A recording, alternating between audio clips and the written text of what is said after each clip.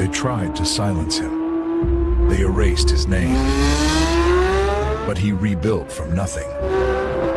He fought every algorithm. They tried again and failed. Now he's back, stronger. From blackout to spotlight, he's at the White House, at the top of his game. Franchi lives. You are about to enter another dimension, the dimension of truth, unfiltered and uncensored. Welcome to the Raw Feed with Gary Franchi. Welcome to the Raw Feed. I'm Gary Franchi, coming to you live from the heart of America. Unfiltered truth to millions on YouTube. Hit those donation links below. Every contribution powers our gear. Every contribution keeps the party going. Help me help you. Hit those donation links. YouTube channel memberships. Special acknowledgement in the fellowship. Your super chats keep me standing. Your Rumble rants fuel every round. Say hello to super chats. Spread the intel. Every repost extends our reach. Super chats fuel this spectacle. Your Rumble rants give me strength. 24/7 members-only community, behind-the-scenes discussions. Connect with fellow patriots. My mama always said, life is like sharing the truth. Text this stream to your friends. What if I told you the app is real? Download the Next News Network app. Android users, take the Google Play path. iPhone users, App Store awaits.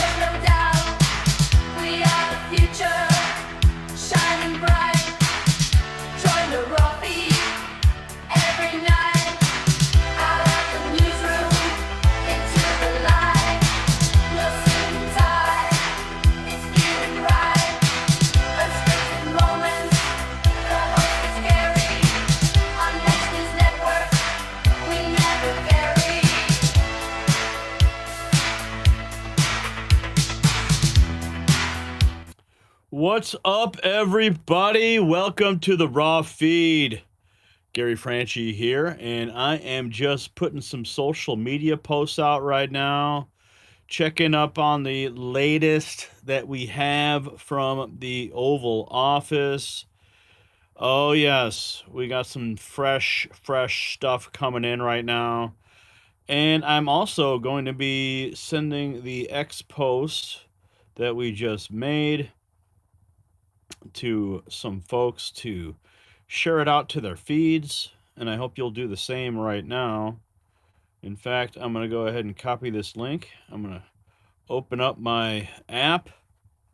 I'm going to open up my private, or not private, but direct messages. And I'm going to go ahead and hit this paste and go. So there we are. Did you do that too? I hope so. Did you know that 52 years ago today, on December 12th, 1973, 7 White House tapes were handed over to Watergate investigators? It was a moment a president's cover-up began to crumble. The recordings that Nixon fought to bury would expose obstruction, lies, and abuse of power at the highest levels of government. The moment proved something Americans desperately needed to believe, that no one's above the law, and that the truth, once suppressed, eventually breaks free. And tonight, we're witnessing that same pattern unfold across multiple fronts. Cover-ups cracking, files emerging, whistleblowers speaking, and the powerful scrambling to control what you're allowed to know. Good evening, America. I'm Gary Franchi, and welcome to the Raw Feed. We've been covering the Minnesota fraud scandal, and tonight the story has expanded. The White House has now officially posted what's described as proof that Congresswoman Ilhan Omar married her own brother to commit immigration fraud. That's a big deal coming directly from the White House. Tom Homan confirmed the federal government is now investigating. The White House says there is a real probability that she gets deported. Meanwhile, Representative Greg Steube is calling for criminal charges against Governor Tim Walz for conspiracy and aiding and abetting criminal behavior tied to the Somali fraud scandal. Judges in Minnesota are dismissing massive fraud cases even after juries return guilty verdicts. One case involved $7.2 million thrown out after a conviction. And Democrat Omar Fatah posted a video instructing illegals on how to avoid ICE while linking to groups labeled terrorist organizations by Florida. Then comes the Epstein document release. House oversight received 95,000 photographs from Jeffrey Epstein's estate. And what did they selectively release? A handful showing Donald Trump at events doing nothing wrong.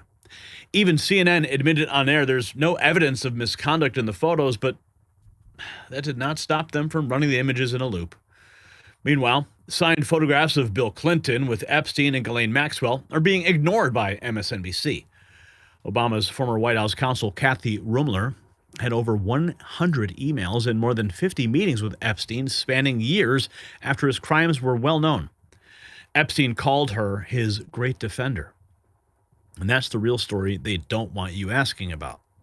And the UFO disclosure clock is ticking. Whistleblower David Grusch is back, and he testified under oath that the United States government possesses recovered non-human craft and biological material. And he now claims that President Trump was fully briefed during his first term on crashed spacecraft, non-human remains, and their origins. Former Pentagon officer Lue Elizondo sent a letter to the Pentagon and the president regarding UAP transparency. Sources say Trump is looking thoroughly and thoughtfully at the issue. Metallic orbs are being filmed worldwide from California to Mosul. MQ-9 Reaper drones are capturing footage of spherical objects with no wings, no exhaust, no explanation. One executive order could simply break the dam. And 5 violent repeat offenders released by judges. 5 innocent Americans dead. Lawrence Reed had 72 prior arrests before he set Bethany McGee on fire on a Chicago train. The judges who freed these killers are now facing calls for impeachment. Indiana filed a constitutional amendment to remove rogue judges and prosecutors who refuse to hold violent criminals accountable, and Elon Musk says it needs to happen nationwide. And beneath the pyramids of Giza, radar scans have detected what Italian researchers are calling a colossal underground complex. 8 tube-like structures plunging deep below the plateau in patterns resembling an energy grid. Chambers the size of city blocks, depths exceeding 2,000 feet. This is not a tomb, and mainstream science cannot explain it. From Watergate's tapes to tonight's revelations, the pattern holds. They bury, they deny, they smear, and eventually the truth breaks through. So let's get into it, because you're watching the Raw Feed.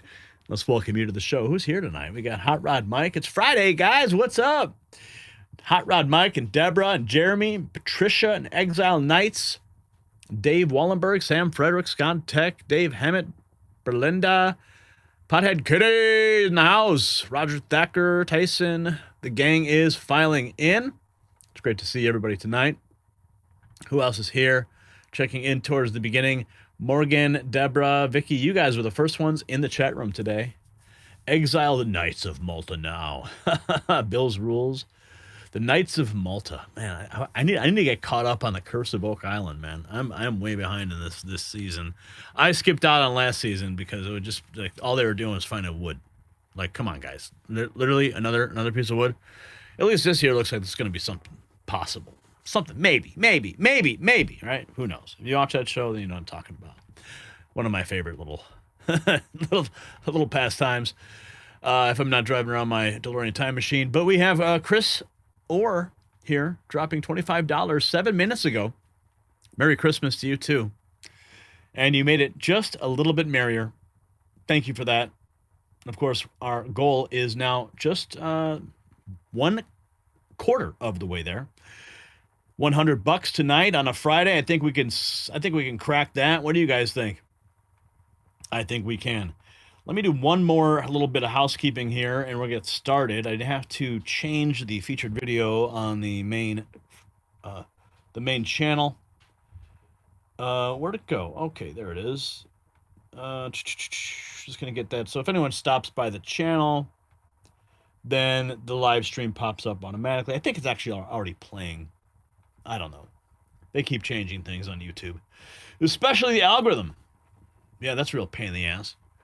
And if you guys want to help us get around that algorithm, you know what to do. Just hit that share button, copy the link, paste it out, whatever you got to do. Okay, we got Tom B 420 dropping $10. What's up, Tom B? Good to see you tonight. We're now $35 in to our goal. All right, Brian, we got to get into the topic here. Got some new information that is just dropping. And let's get started.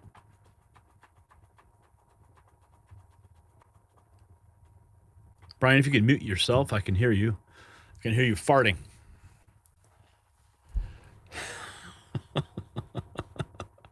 All right. There's going to be some payback for that at some point during this show. I don't know what it's going to be, but I know it's going to happen. All right. So we've been all over this story, and tonight it just detonated. A sitting United States Congresswoman is now under federal investigation for immigration fraud, and the White House has now released the documentation. Federal officials are on record, and the word deportation is no longer hypothetical, but that is only the beginning because what's happening in Minnesota right now goes far beyond one politician. Judges are throwing out million-dollar fraud convictions. State leaders are being accused of criminal conspiracy, and the lies they told to cover it all up are unraveling in real time. So what we're about to show you is going to change how you see the entire system. So here's what's at stake tonight. If a member of Congress can commit immigration fraud, serve in the highest legislative body in the land, and face zero consequences for years, then the law means nothing. If judges can dismiss cases after juries return guilty verdicts, then trials are just theater. If a governor can allegedly enable fraud networks and face no accountability, then elected office becomes a shield for criminals. This is not about a party. This is about whether America still has a justice system that applies to everyone equally. Millions of dollars in taxpayer funds have allegedly been stolen through SNAP and EBT fraud rings in Ohio and Minnesota. Somali-owned businesses are accused of skimming cards and laundering money. And instead of prosecutions, we're watching dismissals. The protection racket's exposed, and the people, the American people, we're footing the bill while the guilty walk free. We got some breaking news, though, for your wealth. Unlike Ilhan Omar, you earned yours honestly. And as we wrap up 2025, it is a good time to slow down and reflect on the year. If there's one thing that we've all learned, it's that uncertainty isn't temporary. It is the world we live in now. Waiting for things to go back to normal is not a plan, it's a gamble. And for over a decade, my friends at Noble Gold Investments have helped Americans protect themselves and the people they love by diversifying their wealth with gold and silver. Look, nobody knows what 2026 will bring, but one thing is for sure. In an uncertain world, real wealth isn't digital, it's physical, and it's lasting, and it's yours. So when you're sitting around the table this holiday season surrounded by family, remember the best gift you can give is not under the tree, it's peace of mind. And that's what Noble Gold delivers. Peace of mind, 1 ounce at a time. So before the year ends, take one smart step towards a safer future and visit nextnewsgold.com and get your free wealth protection kit today. That's nextnewsgold.com. Don't leave your future to chance, or call that number 877-646-5347 and find out how you can get your 10 1-ounce silver holiday coins with a qualified account. So here's where the story takes another turn. Governor Tim Walz is not just being criticized. Congressman Greg Steube says Walz should face criminal charges for conspiracy and aiding and abetting criminal behavior tied directly to the Somali fraud scandal. Steube says there are multiple statutes that could apply. Meanwhile, another Minnesota Democrat, Omar Fattah, posted a video instructing illegal immigrants on how to avoid ICE arrests while linking to a CARE-affiliated group that Florida has officially labeled terrorist organization. And on the streets of Minnesota, Americans are reporting open taunting and harassment by illegal immigrants mocking enforcement. The arrogance is no longer hidden. It is on full display. And this just in, it is a movie trailer that I created based on the White House meme that they posted. This could be the very plane that takes Ilhan Omar out of the nation on the Deportation Express. On a winter night, when hope feels far away, a train once promised a ride to the North Pole. This holiday, something else arrives. The Deportation Express. A one-way ticket, no questions, no returns. And all you have to do is believe you can go home. On a winter night. So maybe Ilhan Omar should just self-deport. What do you think, right? Maybe she should download the CBP One app and just press that big green button and have that plane come pick her up. And she'll get $1,000 on the way out. And she can take her brother with her. We got this just in from the Oval Office. A Blaze Media reporter asked President Trump if he wants Ilhan Omar denaturalized. Oh, boy. President Trump. Let's listen. Follow-up question, Mr. President. The fraud that you've been pointing out, talking about in Minnesota specifically, there have been some reports resurfacing and circulating, even by your own administration, alleging Ilhan Omar's marriage to her brother. And this would be a fraudulent situation if there, in fact, is found to be fraud. In a situation like that, would you like to see her denaturalized, or others who have similarly committed fraud? Well, I think she's very bad for our country. All she does is complain. She comes out of a country where they have no government, they have no military, they have no police, they got no nothing. They don't have a country, and they run around killing each other. And then she comes over here. She tells the United States of America how it should be run. We don't want to hear from her. I don't want to hear from her. I don't want to speak for Emmer, but I don't think Emmer particularly wants to hear. But don't say it because I don't want to get you in trouble, okay? Just be nice and easy, all right? I'll do it for you, but that part I'll do. But I just want to say that Mr. President, there's nothing worse than a person that comes in and does nothing but bitch and comes from a place where she shouldn't be telling us what to do. She shouldn't be telling us, and everybody agrees with me. And what's happening in Minnesota with Somalia, where billions of dollars is being stolen, right, like candy from a baby, we're not going to let that go on. And it's too great a state to have that happening. And guys like Tom Emmer and others, Pete Stauber, guys like them, they're going to stop it. And they're going to be given the authority to stop it. Because this country's not going to put up with it anymore. Yeah, let's go, President Trump. Lock her up. Stephen Miller on Fox News, because he's banned from CNN now, had this to say: that the Somali community has been engaged in massive systemic fraud against the American federal investigation. He's right about one thing. It's not brand new. The Somali community has been engaged in massive, endemic, systematic fraud against the American taxpayer for years. We're going to discover ultimately, and we are in the throes right now of a full-throated, all-hands-on-deck federal investigation, is that the scope, scale, size, and sheer magnitude of the fraud eclipses anybody's worst nightmare. Look, according to official government records, 90% of Somali households with children are on federal welfare. The real number is probably 100% because federal records always undercount. So you're talking about a population that has been imported into Minnesota in which virtually every single member of that population is receiving welfare from the federal government. This could very well end up, Laura, being the greatest financial fraud scandal in American history. He's Holy right about one thing. God. It's not brand new. That is insane. Oh, yeah. You better get the Deportation Express moving. It is time to launch the flights. Direct flights out of Minnesota in their great white winter. Tim Walz lying through his teeth today about the massive feeding our future fraud, trying to claim heroism for trying to stop it. Under his watch, he ignored multiple warnings in 2020.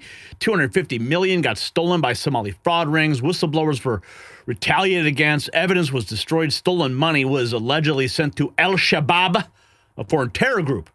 These facts are known, and Walz is desperately trying to gaslight. Here he is, shitting his pants. But we look at... Do you have any sense of why there wasn't stronger oversight earlier? Was this a staffing issue, a funding issue? I think it's how the programs are structured. Again, the programs say, this is what you'll do, here's how you get the money out. Looking at them, these people are filling it out. Now, the Feeding Our Future is kind of a unique case because of the chaos around COVID and the amount of money that was there. But we look through these, and again, I would remind all of you, we clearly had one in there in 2021, and I said, don't pay them. And they said, you can't do that. You don't have that authority. I said, do not pay them. Let them sue me. They did. And they won. And we paid them. And then they got caught and went to jail after the fact. So a lot of it is that the programs that are set up, and the Medicaid experts who are here, very challenging because, again, and I would assume we're going to see this, there will probably be holds put on legitimate folks for reasons that look like that, and they may bring us to court. Now I have the legal authority at least to stop payment. So I think a lot of it is that they're following the rules. They're trying to get there.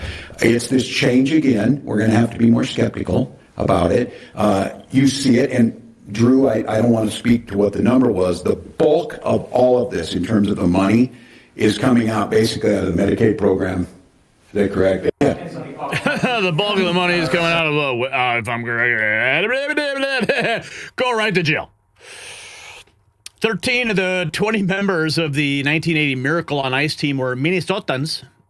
President Trump says, any Somalis on the team? I don't think so. The pride we felt, President Bill Baker, I'm from Minnesota. I know that right now that doesn't ring very well. Hopefully we can get that turned around. Minnesota is the laughingstock of the nation. Did you hear that? Everyone in the Oval Office cracking up at the utterance of the word, the name of the state. Have Somalians in the any Somalians on the team? I don't think so. Ilhan Omar. The pride we felt in 1980 was incredible, and we are starting to feel that again thanks to your leadership. Thank you very much. Well, you know, Minnesota's a great place, and this is a great leader right here from Minnesota. He loves it. Not happy with what's going on up there. President Bill Baker. Yeah, no one's happy. And now it's a huge national issue. Tampon Tim lives at TikTok 6 hours ago, pushing the lie that the Trump administration deported a military vet to South Korea. The fact is, Se-Jun Park, who has prior criminal convictions, self-deported. Oh, Tampon Tim lying again. Uniform, obviously. They took American citizens. They deported a U.S. combat veteran who served this nation in uniform and deported him to South Korea, a country he has not been in since he was 8 years old. So I want to address, obviously. But he's self-deported, so how do you rectify that one? Let's keep going. More fraud exposed. Somalis in Ohio allegedly running EBT fraud rings and using SNAP benefits. It just keeps getting worse. 4,000 Ohio. More Somali fraud has been exposed out of Ohio. This is getting out of hand, and they're all being exposed. Listen to this. Somalis in Ohio are allegedly running EBT fraud rings using SNAP benefits to stock their restaurants, skimming cards to make millions. More than 34,000 Ohio households have been duped out of nearly $17 million in SNAP benefits from June 2023 to December 2024, with Somali migrant criminals using skimming devices at grocery stores to clone magnetic strip cards and steal the money, according to the Ohio Department of Job and Family Services. In addition, a recent report details how Somali-owned restaurants and grocery stores in Columbus are exploiting benefits. According to the report, migrants own restaurants with attached grocery stores that they own. They buy their ingredients in bulk with SNAP from their grocery stores, then funnel the food to their restaurants where they sell it for cash. One report claims that the Somali migrant men who own the restaurants typically have numerous wives. That's crazy. They only have to claim their first wife so that subsequent wives are able to collect welfare benefits that are then used to prop up the stores and restaurants. This comes as of a 2022 audit of Somali Community Link. A Columbus nonprofit funded in 2020 by Somali migrants exposed a reported $2.3 million in fraud from federal emergency rental assistance program funds. The investigation flagged missing rental aid, violations of cash management protocols, and inadequate fraud safeguards. Despite these failures, the group, tied to local politicians via campaign donations, secured $350,000 in state funding last summer for a community center, plus $100,000 from Columbus for housing and youth programs. Back in 2020, Somali brothers Hassan and Abdurrahim Noriso, former owners of Tawfiq Market in Columbus, were indicted for a 9-year SNAP and WIC fraud conspiracy totaling over $10 million. The duo allegedly swapped benefits for cash at half the value. Abdurrahim, who oversaw operations, was sentenced to 2 years behind bars. Hassan got house arrest and probation after a guilty plea. So you can defraud SNAP benefits for $10 million and you get house arrest and probation. Only if you're Somalian, I guess, because if I do that and if you and I do that, we're gonna go to jail for a long, long time.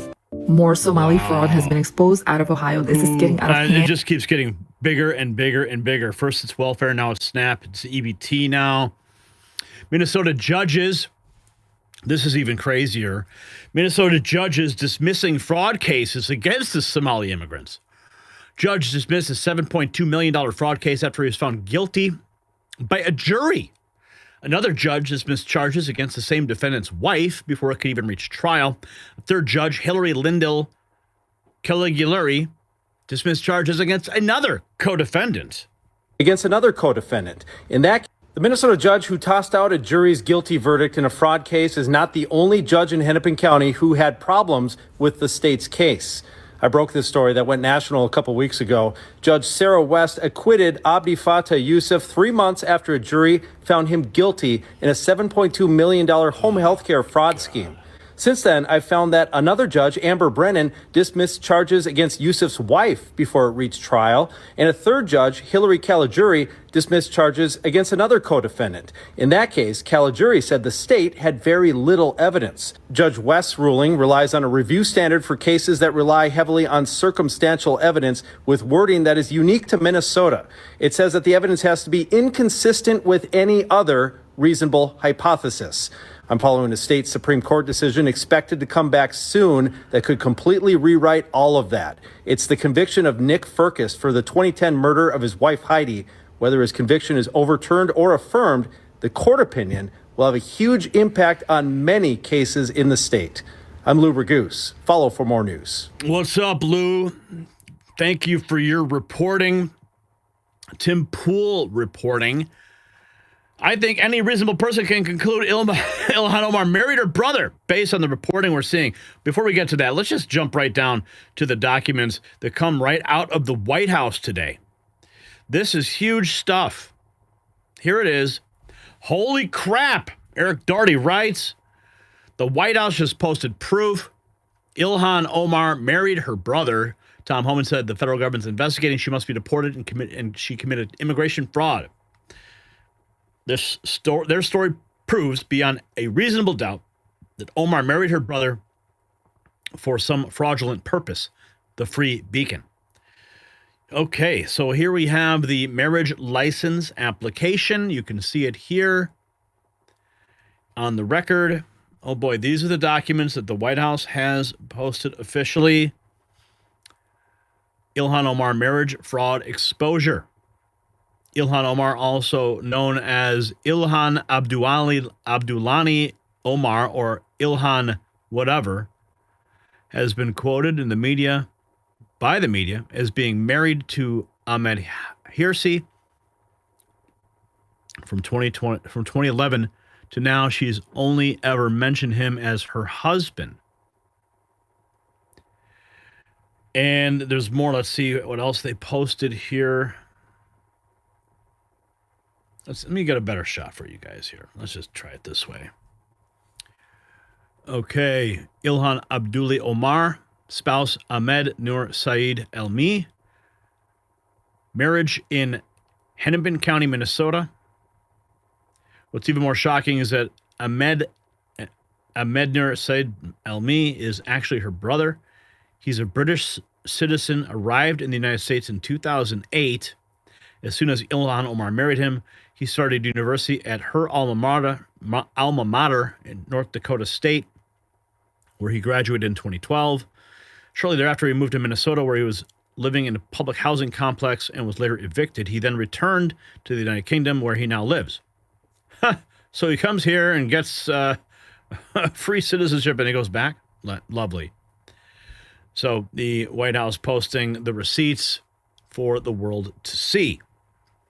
Let's see what else is in the box today. Let's go back to Tim Pool. The other day, here's the story from Newsweek. Tom Homan, President Donald Trump's border czar, said during a Newsmax appearance on Monday that the admin is investigating Rep. Ilhan Omar for alleged immigration fraud. Quote, I just got advised by a fraud investigator the other day on that. I asked the question, can we review the files? There was immigration fraud involved. The statute of limitation became an issue in the last 4 years when this was first brought up. He continued, pulling the records now, pulling the files, we're looking at it. But this fraud investigator, who I know personally, one of the best fraud investigators in HSI, said there's no doubt he'd reviewed the file. He'd review the file. So I'm running that down this week as a matter of fact, and we will see. They're going to say that Trump has claimed that Omar allegedly married her brother. No. Trump did not claim allegedly. Trump overtly said she did. That is bold because that's actionable. You can see, that's defamation, okay? Now, the interesting thing is with the Free Beacon publishing an overt statement of fact, Ilhan Omar married her brother. Boom. We are now in shocking territory where I think any reasonable person can conclude Ilhan Omar married her brother based on the reporting we are seeing. These news organizations, these investigators, these politicos, they don't say these things lightly because of the possibility of litigation and what's called defamation per se. Now, defamation is a false statement of fact. And if you're a public figure, there's something called Times v. Sullivan. That is, you have to have acted with actual malice. And what does that mean in a legal sense? That you knew what you were saying was wrong or had reckless disregard for the truth. That means that if I were to say something like, Alex Stein kicked a dog, is that defamatory? It could be. But what if he sues me? How does that work? Well, I'm going to say, look, I saw rumors online. I thought it was true. He's a public figure. Everybody was talking about it. He's not going to win. How do you prove damages? It's tough. Now, the reality is Alex Stein has never kicked a dog. I'm using it as an example. How do you know that, Tim? How do you know? But what if I said Alex Stein tortured a dog to death in front of a crowd of people? That is a crime. And that's where we get into defamation per se. Defamation per se is when you defame someone in such an egregious manner that on the face, it is damaging to someone's life. And it's hard to find that line. It really is. But usually it's accusing someone of a crime, of having a disease. These things are considered defamation per se. So is it defamation to say that Ilhan Omar is a disease? I don't know. Sue me.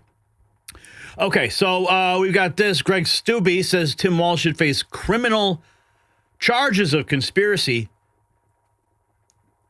aiding and abetting criminal behavior due to his role in the Somali fraud scandal. Refugees were not vetted. They should be fully vetted by this current administration, and I'm sure they're working on doing that. They have so many things that they're working on that they need more ICE agents and they need more Border Patrol agents to go through all of the litany of the open border policies of Joe Biden over the last 4 years and the 12 million illegals that are in our country. Yesterday in the testimony, there's still 100 something or several hundred known terrorists that the Biden administration let into our country that they're trying to search and get out. But that is one piece. And then the fraud should also be investigated from the DOJ. criminal penalties. That's stealing taxpayer dollars when you don't have a right to be able to get those. And I believe not only the people that defrauded the United States out of those taxpayer dollars on those government programs should be held criminally liable. I think the leaders of that state, like Walz, who knew or should have known that this was going on, should be held accountable as well. Okay, so how does that work? So yeah, Tim Walz, like, would this be a DOJ thing? Well, it would be like a conspiracy case. It would be like you aided and abetted criminal behavior. I mean, there's all sorts of different statutes you could probably tie in. If he knew or should have known that fraudulent activity was going on in his state, or even took steps to allow it to occur, that's aiding and abetting criminal behavior. That's obstruction. I mean, there's a whole bunch of different things. Statutes that they could lop in for that. Yeah, baby, let's go. Sounds like you got a roadmap. Can we just follow it all the way to our destination? And the memes are hot. They're coming in. If you want to be my lover, you got to be my brother, right? Remember the Spice Girls? Oh, there's Ilhan Omar, and she's Nasty Spice. Let's keep going. Ilhan Omar and her husband decided to split up and see other siblings. Ooh, that one's hot. Oh, here's another one. Time to charge her and remove her from Congress and denaturalize her. What's this one? I can't believe it's my brother. I remember when that stuff came out. I can't believe it's not butter. Oh, what a perfect way to bring the meme fire. Oh, and speaking of fire, we got this loser. Democrat Somali Omar Fattah posted a video guiding illegals on how to avoid getting arrested by ICE and links to CARE, the same group officially designated as a terrorist organization. First, when ICE or an ICE agent comes to your door, you have the right not to open and to request information. You can ask for a judicial warrant that's signed by a judge. If they have a judicial warrant. I mean, this guy looks so malnourished. I mean, clearly this guy's not getting his SNAP benefits. Come on, man. Stock up, bro. You're Somali. It's in your blood. Not an administrative warrant. We saw that play out earlier today in the F building, in the towers behind me, in which an ICE agent came saying that they had a warrant to search the premises. We had Representative Mahmoud Noor, who did a great job. That guy's just too close to the camera. Okay, thanks. We get the point, dude. You're going to just keep telling people how to evade ICE. Right. Got it. Speaking of evading ICE, we got this. Illegals in Minnesota are literally harassing and taunting real Americans who live there. Real America's Voice posted this. Hey, nigga! Hey, shoot, man! Oh, nice. It's the Ben Berquam clip. What's up, Ben? Bitch ass nigga! Shit, I just get him out of here. Make America great again. I'm John Fitzgerald, and I am a MAGA. Make America great again. Get him the hell out of here. Get him the hell out of here. You hear the way these guys are talking to him. Yeah, no, I want him gone. I want him out of here. They are the most unfriendly. We live right across the street from them. And there's been times where this whole cul-de-sac has been completely lined with Mercedes, BMWs. And this is how they talk. Second generation. Come here! Hey! I'm right here though! Unbelievable. This is the problem. You got the second, third generation here. You invited them in, invite the illegals in, and then they have kids that hate this country, are taught to hate this country. And then you got neighbors living right across the street that have to deal with it. There might be repercussions for me because, but 15, 20, 25 know where I live. I ain't afraid. Yeah. I'm not backing down. If you could say something to President Trump, to Tom Homan, what would you tell him? President Trump, start with Ilhan Omar, get her out of here and drag all of this business here, get them out of here. Yeah, we're Americans. Yeah. So I noticed you've got a for sale sign out here. How much of that decision has to do with the illegals and the Somalis that are here in the neighborhood? Oh, a lot. It's a major part of our reason why we want to get out of here. Hey, nigga! Hey, shoot, man! good luck selling that house with those neighbors. But President Trump said it clear. There have been some reports resurfacing and circulating, even by your own administration, alleging Ilhan Omar's marriage to her brother. And this would be a fraudulent situation if there, in fact, is found to be fraud. In a situation like that, would you like to see her denaturalized or others who have similarly committed fraud? Well, I think she's very bad for our country. All she does is complain, complain, complain. She comes out of a country where they have no government. They have no military. They have no police. They got no nothing. They don't have a country, and they run around killing each other. And then she comes over here. She tells the United States of America how it should be run. We don't want to hear from her. I don't want to hear from her. I don't want to speak for Emmer, but I don't think Emmer particularly wants to hear. But don't say it because I don't want to get you in trouble, okay? Just be nice and easy, all right? I'll do it for you, but that part I'll do. But I just want to say that there's nothing worse than a person that comes in and does nothing but bitch.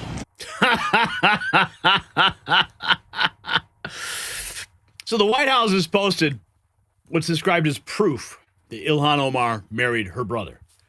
Tom Homan confirming the federal government's now investigating, and officials say there is a real probability of deportation because immigration fraud is, in fact, a felony. Denaturalization is on the table. Removal from Congress is being demanded, and the same system that protected her for years is now scrambling to explain why none of this was investigated sooner. The walls are closing in, and for the first time, the consequences may actually be real. And what you just witnessed is really not politics. It's the exposure of a two-tiered system that's designed to protect the connected and punish everyone else. A congresswoman under federal investigation for marrying her brother to game immigration. A governor facing calls for criminal charges. Judges dismissing fraud cases after guilty verdicts. Millions stolen from American taxpayers through benefit fraud. And state officials posting videos helping illegals evade arrest while linking to groups labeled as terrorists. This is Minnesota in 2025. This is what happens when accountability disappears and ideology replaces law. So the question is whether this moment finally breaks the protection racket, or will they find a way to bury it again? But I'll ask you directly, should Ilhan Omar be deported if fraud is in fact confirmed? Yes or no? Answer in the comments. And if you want to stand with independent media that refuses to look away, check out the Next News merch shop, linked in the description. Your support keeps this fight alive.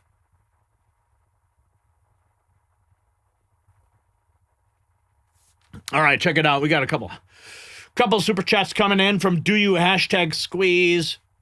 He has his wings, his mango habanero, his ranch in time for the raw feed. All systems go for launch. And we have officially launched. Now we are in orbit and dropping those truth bombs that you dropped that $20 spot for just for us. And you came back with a 10. And you said, deportation via trebuchet. Can we send her to Gitmo or CCOT? Sounds like she's a spy and terrorist with intel to corrupt the government from within. Well, that's how spies work, isn't it? All right, we're going to keep moving right along. We got more news to hit, because this next topic is out of this world, as they say. And we're going to dig deep into the conspiracy of these orbs and what President Trump has apparently been briefed on. Lots happening here in this topic. We're going to go right to the heart of it. Disclosure, my friends. Disclosure.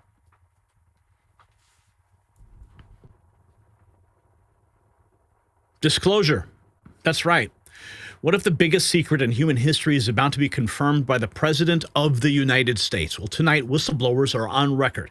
Pentagon officials have sent formal letters, and President Trump is reportedly looking thoughtfully at full UAP disclosure. Meanwhile, the same metallic orbs are being filmed across the globe. California, the Middle East, combat zones, no wings, no exhaust, and no explanation. Military drones are capturing footage that remains officially unsolved. The question is no longer whether something is out there. The question is what the government has been hiding and whether Trump is about to tell us. So consider what's at stake if these claims prove to be true. Whistleblower David Grusch, a decorated Air Force intelligence officer, testified under oath before Congress that the United States government possesses recorded non-human craft and biological material. He claims he personally reviewed classified intelligence reports, photographs, and data, and he states that President Trump was briefed fully during his first term on crashed spacecraft, non-human remains, and other possible origins and intentions. If any of this is accurate, it would mean that generations of Americans were deliberately kept in the dark about the most significant discovery in history. It would mean trillions in black budget spending with no oversight. It would mean science, religion, and national security all require re-examination. However, I'm pretty secure that Jesus Christ is my Lord and Savior, regardless if there's UAPs or not. But Grusch also alleges he faced threats, intimidation, and career sabotage for coming forward. People showed up to his house. He was warned to stay silent. He spoke anyway. That's either the act of a man, that's either the act of a liar or a man with nothing left to lose. And some breaking news: while the government hides what's flying in our skies, they've also hidden the truth about your health. For decades, Big Pharma pushed dangerous weight loss drugs while suppressing natural alternatives, and now the truth is breaking wide open. People who stop Ozempic gain back nearly all their weight within a year. Well, that cover-up has failed. And that's why I trust BioTrust GLP-1 Elevate at trimwithgary.com. No injections, no prescriptions, and no secrets. It naturally triggers hunger-controlling signals the safe way.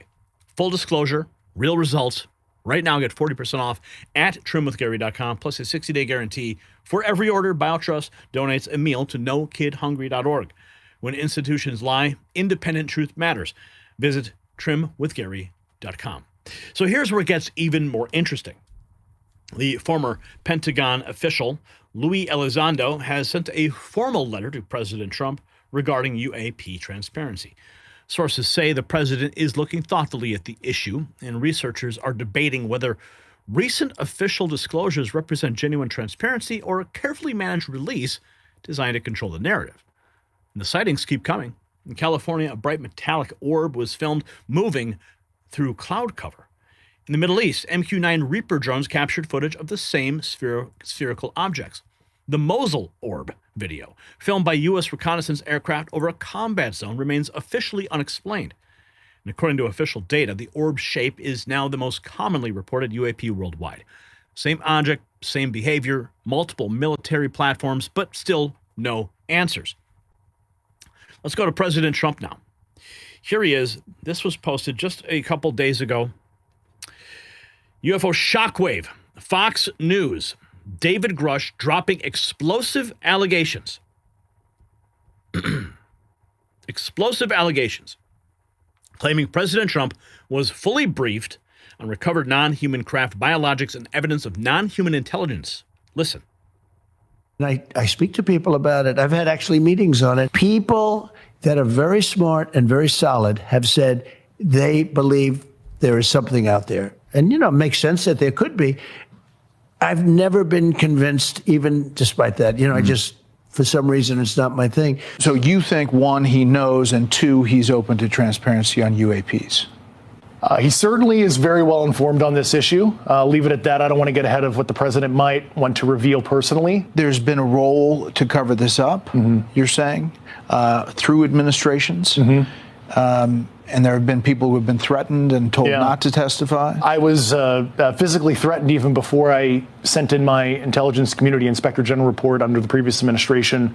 I actually had to go and seek legal protection that way because I was, literally in fear both professionally and in my personal life. And when you mentioned in that testimony of recovering the pilots or remains non-human, that's something that you saw as far as the intelligence with your eyes?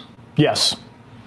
And it is a very uncomfortable, even for me now, as somebody who's seen it, experienced it, even talking about it, because it's so outside a normal person's worldview to understand that there is this biological sentience that have piloted these crafts that don't necessarily look 100% like you and I. Were there pictures? Were there? There were. Yes, there were. When I said from another planet or from outer space, you said we don't know where they're from. Is it interdimensional? What are we talking about? I've talked to a lot of, I'll call graybeards on the program. That is a subject of hot debate on origin. As a guy trained in physics formally as well in my background, I leave an open mind on what the origin is. Certainly, there is the extraterrestrial hypothesis, and they could be coming from elsewhere off Earth, but I don't usually go there because I did not see that data, and I'm not conversant in the high confidence theories that the U.S. government had. I'm not aware of any remains that the department has of any signs of extraterrestrial beings or activity or technology. You say we, the U.S. government knows, but there are many other governments around the world. Do they know? They have their own programs, and like I said 2.5 years ago, we have been in arms race with our peer competitors, namely Russia and China, and they have their own programs in this regard. And I was actually able to view a body of intelligence that discussed adversarial programs, and I'll leave it at that. We've recovered things, you say, bodies and physical remains. Was there a sense that the motive of how they got here, what they were doing, was it peaceful, not peaceful? We've seen a mixed bag of activity, and motive and intent, why they're visiting. That's, once again, that gets into our assessments, not necessarily, we can't quite understand the intent of some of the sentients and why they're visiting. Could it be because we have interesting genetic material on Earth? We're a Jurassic Park tourist attraction for them. Could be a myriad of reasons. For the other people who are coming out, you say to them what? You've obviously faced intimidation. You talked about harassment. There are reports that others have too. I say that there's hope. Certainly, Congress values whistleblower information right now, and certainly I believe there's an appetite with the administration to do the right thing on this as well. And there's some other things that are happening behind the scenes that I'll let the administration discuss when they're ready. Okay. When they are ready. When will President Trump be ready? Let's take a look at some of these orbs, shall we? What is going on here? Metallic orbs, the most commonly cited UAP worldwide. More and more people are reporting metallic spheres in the sky. Silent, without visible propulsion. Notably, orb spherical shape is the most frequently reported according to the data. Let's see here. What do we got here? Oh, I lost it. There it is. Wait. It's stopping.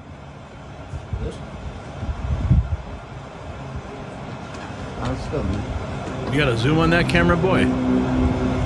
UFOs. You guys are so lucky. Multiple UFO experiences.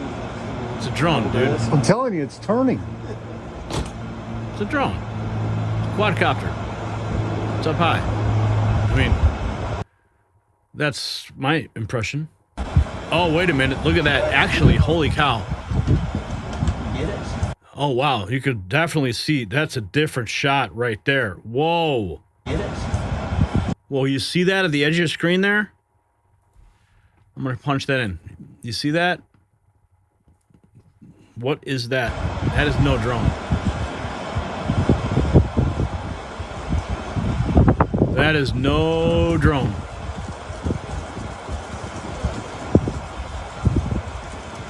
That is... What in the hell? That's not a balloon, man. Okay. What do we have here? Another shot. Something else.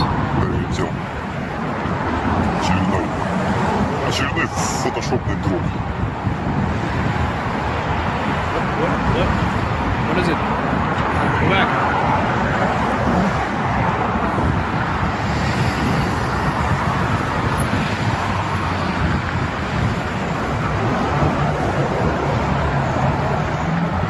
Okay, what is that? It's the same. Looks the same as that other guy's.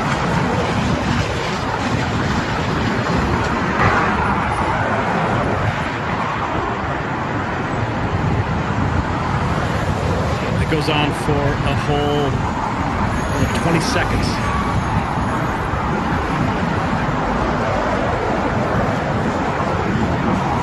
What are these orbs? Here, Middle East MQ-9 footage. And it's in German. Show translation. Thank you. Middle East MQ-9. Another metallic sphere filmed by a Reaper drone. Same shape, same mystery. When two military platforms document the same phenomena, shouldn't we take a closer look? Okay, let's see if we can zoom in on that. Okay. It flies right through the shot of the drone. The drone's tracking it. And looks like it's moving. I guess that would be west. Westward. What is that? A Reaper drone. Look at that. It flies right through the frame. Look at that. That's insane. Do we have more? Okay, here's another one. U.S. Whoa! Whoa! Whoa! U.S. Whoa! Look at that. U.S. reconnaissance aircraft films a spherical metallic apparition over Mosul. No wings, no exhaust, no explanation. One of the most famous orb videos unsolved to this day. Okay, so I'm going to play this in slow motion. We're going to do the playback speed at 25%. I'm going to come back at it. Let's see. Let's watch this thing, guys. Here it comes. Where is it? I'm playing it. Look at that. Wow. Wow. Look at that. Unreal. Another one. Bright UAP orb moves through California clouds.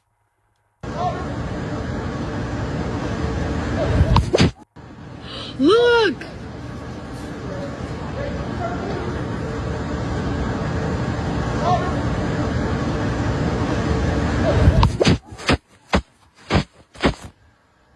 You need to get the boys! Is it just maybe a SpaceX rocket?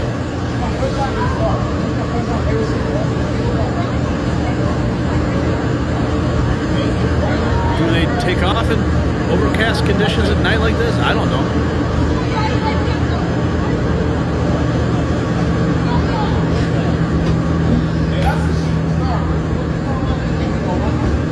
What is that?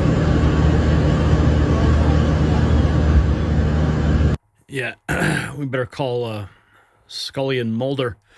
Trump has allegedly been fully briefed on government secrets regarding UFOs and alien life.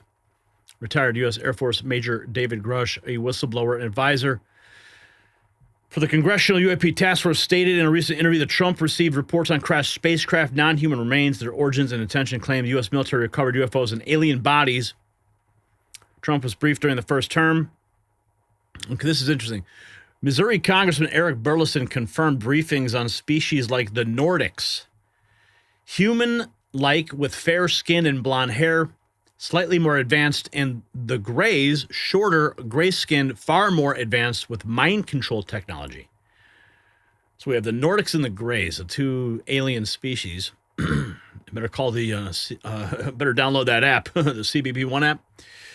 Grusch said alien intentions are unclear. Despite no public physical evidence and official denials from the government, military, and NASA, he believes Trump could disclose the information, making this significant. And moving here again, let's see what else we have in this clip folder. Okay, what is this? Richard Donlin, Bryce Zabel debate whether the recent official UAP disclosures were genuine effort at transparency or carefully managed political gambit designed to control the narrative for strategic purposes. Interesting. Since would that confirmation ever be allowed to stand, or would that lead to chaos as people tried to figure out what the rest of the story is? Yeah, I don't know if we really can get there. I mean, it's a weird thing. So since the New York Times wrote their 2 articles on UFOs in 2017, a lot of us got very excited. We were like, oh, yeah, wow, this is disclosure. Well, no, it was not disclosure. It was in chess, you can call it a gambit. It was a play. It was a play by certain insiders who had access to the New York Times. basically Chris Mellon working with Leslie Kean and Ralph Blumenthal. We've got a very good handle on the backstory here. He was able to make this happen as a play, not as a play in the sense of a theatrics, but as a move in a strategic game. And it had some success, but that's not the same as disclosure. No. Would that confirmation ever be allowed to stand? Or continuing, we got more from that pair. Let's see.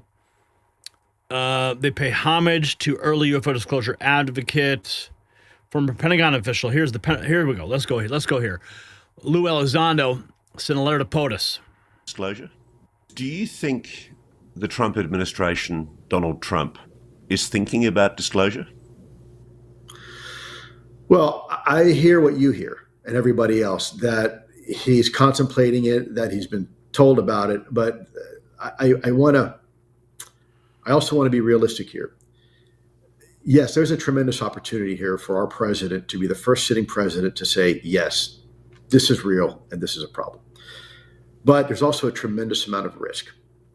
Because if it turns out that there is some sort of foreign adversarial involvement behind this, there's some sort of new type of stealth reconnaissance capability, let's say that country X developed or something like that, and we go out on a limb and say that these things are all because of this, and it turns out they're actually because of that, then that's a risk as well, and that can actually be used to discredit you and to hurt your efforts. So the president, all presidents, have to be, and this is why they have so many advisors, they have to weigh the pros and cons of what they say publicly. Now, this particular president, I think most people can agree, whether you agree with his politics or not, he is not afraid to say what he feels.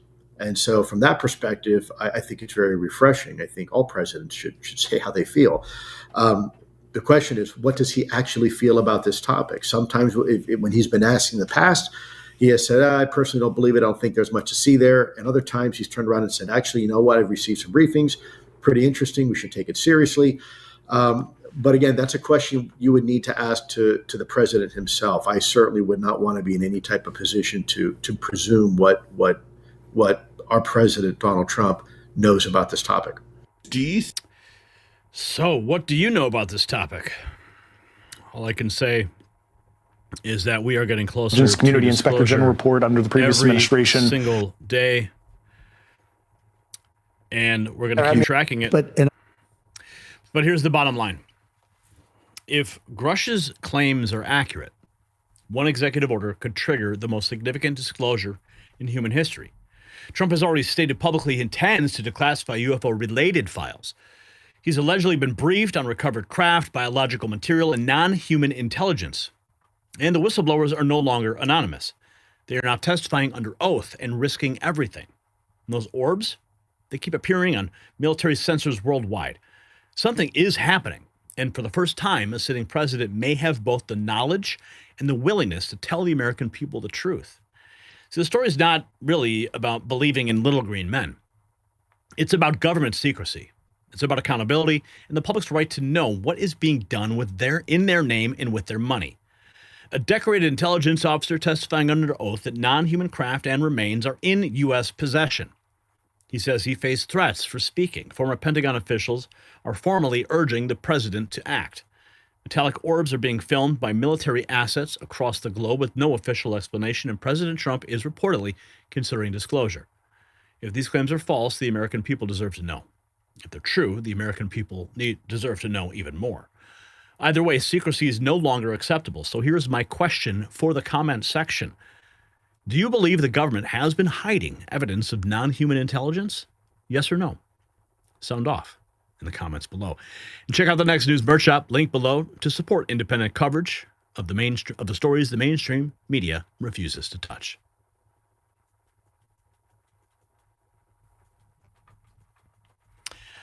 And moving right along, speaking of the mainstream media, our next story topic flows right into that because they're doing what they do best, manipulate the truth and lie to the American people. And we're going to break down some of these narratives. We're going to correct the record here. And we're going to explain what's really happening. Because That's our job here at the Next News Network. That's what we do on the Raw feed. We break the grip of control that the mainstream Mockingbird media has on the American people. Let's go, Brian.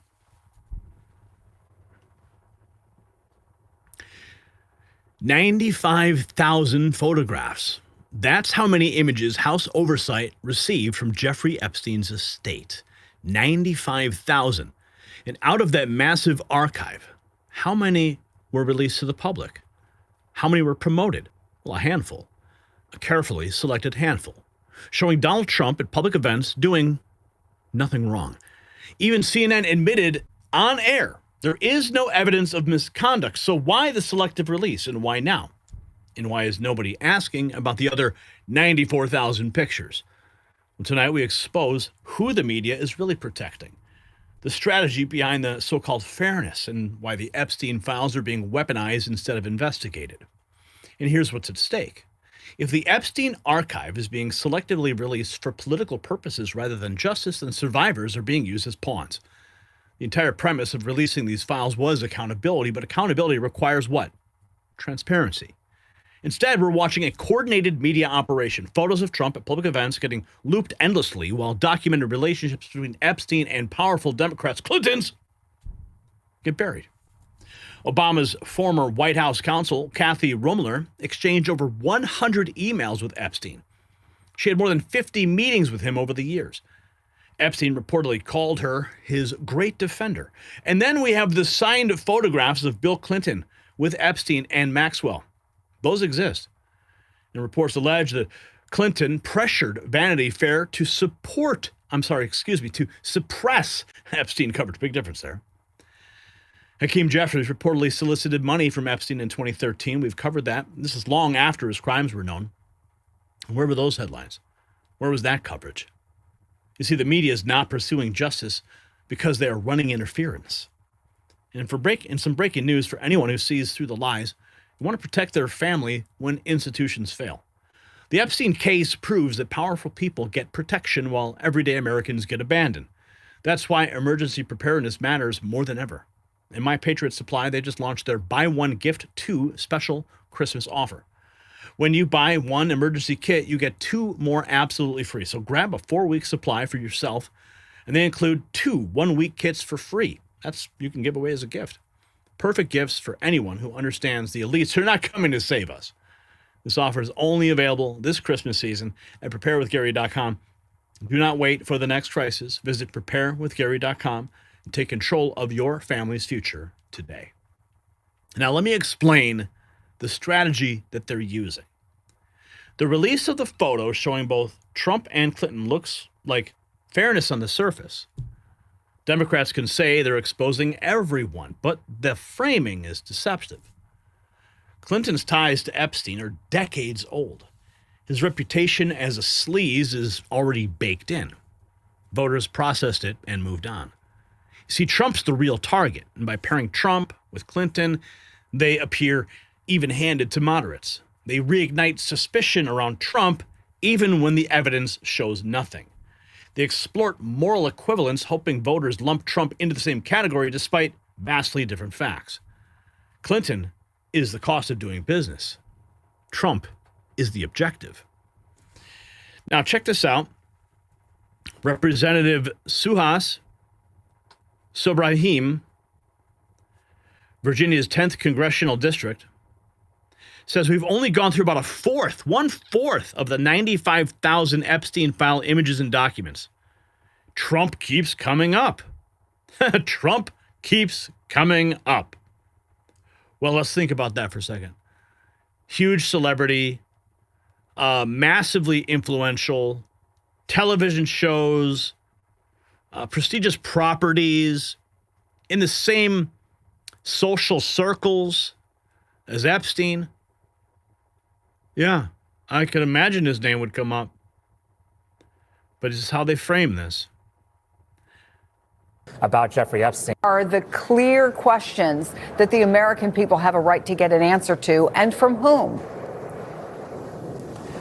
some of these names come up over and over again. And so I want to talk to the people who visited his island. I want to talk to the people who visited his mansion over and over again.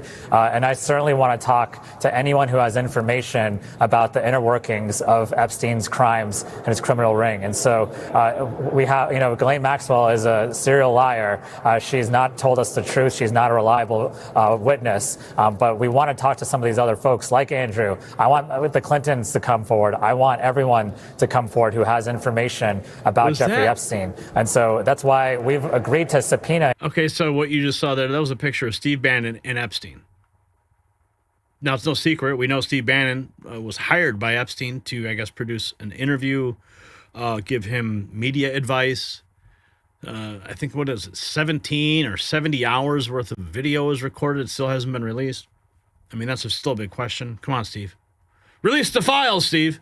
But they're showing here on the screen some of these images. And, of course, they show the one with Bannon. Many of these folks, and we're going to continue to try to get as much information as possible. That's what any lawyer would do in a situation like this. The Epstein estate has been producing records to comply with the subpoena on a rolling basis, if I'm correct, Congressman. What else do you expect to obtain, and how quickly?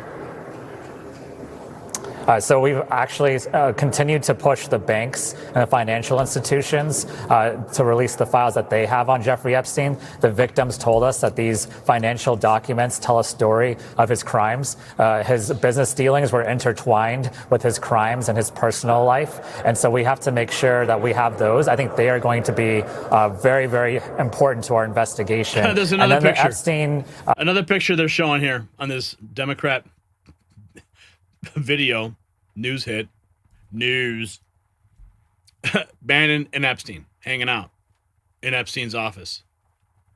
See what they're doing here? A state has more documents, too. They've been very cooperative with us to date, and we have more to go with this. And you can see at the bottom of the screen, Democrats on the House Oversight Committee. So these are the selective releases from the Democrats on the House Oversight Committee. Batch right. There's a picture right there from Epstein's jet. And you can see a young lady sitting, perhaps provocatively, in the jet. A man on the left, I do not immediately identify. Looking back at the camera, and then, of course, you can see Jeffrey Epstein on the right side of the frame. Now, that young woman there in that jet, if it was Ghislaine Maxwell, they would not have blurred the face. So that's clearly not Ghislaine Maxwell. But she's certainly sitting in a position that appears to be a little more comfortable than normal. I don't know. Prove me wrong. Now 75% left to go through, and we want to make sure that we have all the information and that we release all the information as publicly as we can. Another one. There it is. There is Trump and Epstein taking a photograph. Looks like they are either watching an event or looking at another camera. A young woman to the right, laughing in the direction of Donald Trump's face, while still protecting the victims. Let me just ask you before I let you go, I know that you're going to continue to release some of these photos. Do you have a sense of how long it will take you to go through the remaining 3/4 of them and make decisions about what else should be released publicly? It's a lot, as soon as possible. And we have a great team on the Oversight Committee working through them. I'm hoping in the next week we can get everything we need to be able to release what we need to the public at that point. Congressman. All right, so you're going to get about another week. Jeffrey Epstein files reveal a woman named Kathy Rummler was one of the people who had the most communication with Epstein. Over 100 emails, more than 50 meetings in just 5 years after he was a convicted sex offender. She was White House counsel to Barack Obama. And now, one of the most powerful people in the Epstein files is somebody you may not have heard of. Her name is Kathy Rummler, and she is one of the people who communicated with Jeffrey Epstein the most, according to emails released last month from Epstein's estate by House investigators. She's a former White House counsel to Barack Obama, and now top lawyer at one of the world's most powerful banks, Goldman Sachs. Records show that before she joined the bank, they exchanged more than 100 emails, and Epstein's schedule lists them having more than 50 planned meetings between 2014 2018 and 2019, long after he was a registered sex offender. Across the many messages, Rumler emerges as a confidant and friend to Epstein, and he turned to her for help for managing his public reputation after he was convicted of soliciting prostitution from a minor. In one 2019 message, for example, Epstein wrote that Rumler helped him craft a statement in response to a forthcoming Washington Post editorial that was calling on Congress to investigate him. He referred to it as the Rumler Proposal. The statement defended Epstein and denied that he ever received a sweetheart deal. This is what Kathy suggests we tell Washington Post, Epstein said. While Rumler told CNN that she did not represent Epstein and was not compensated by him, she did not directly answer whether she ever crafted PR statements for him or advised him on media strategy. Rumler said she had no knowledge of any new or ongoing unlawful activity by Epstein. In an email to Epstein in June 2018, Rumler dismissed a Daily Beast story about allegations against him, describing it as a, quote, novella of rehashed crap. Now, Rumler told CNN she was referring to the article, not the allegations against Epstein, and said, "I have deep sympathy for anyone victimized by Epstein, and as I have said many times, I regret ever knowing him." But at the time, Rumler's correspondence with Epstein often appeared to go beyond professional matters. They gossiped about current events, arranged celebrity lunches and dinners.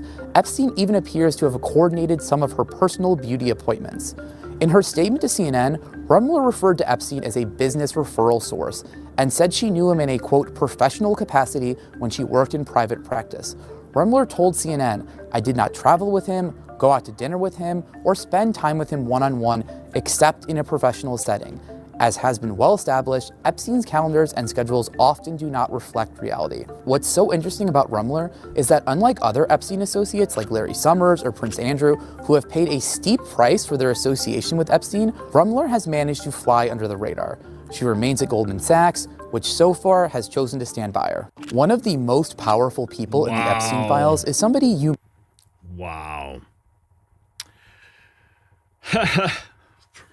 With the Obama connection. Swamp bombshell.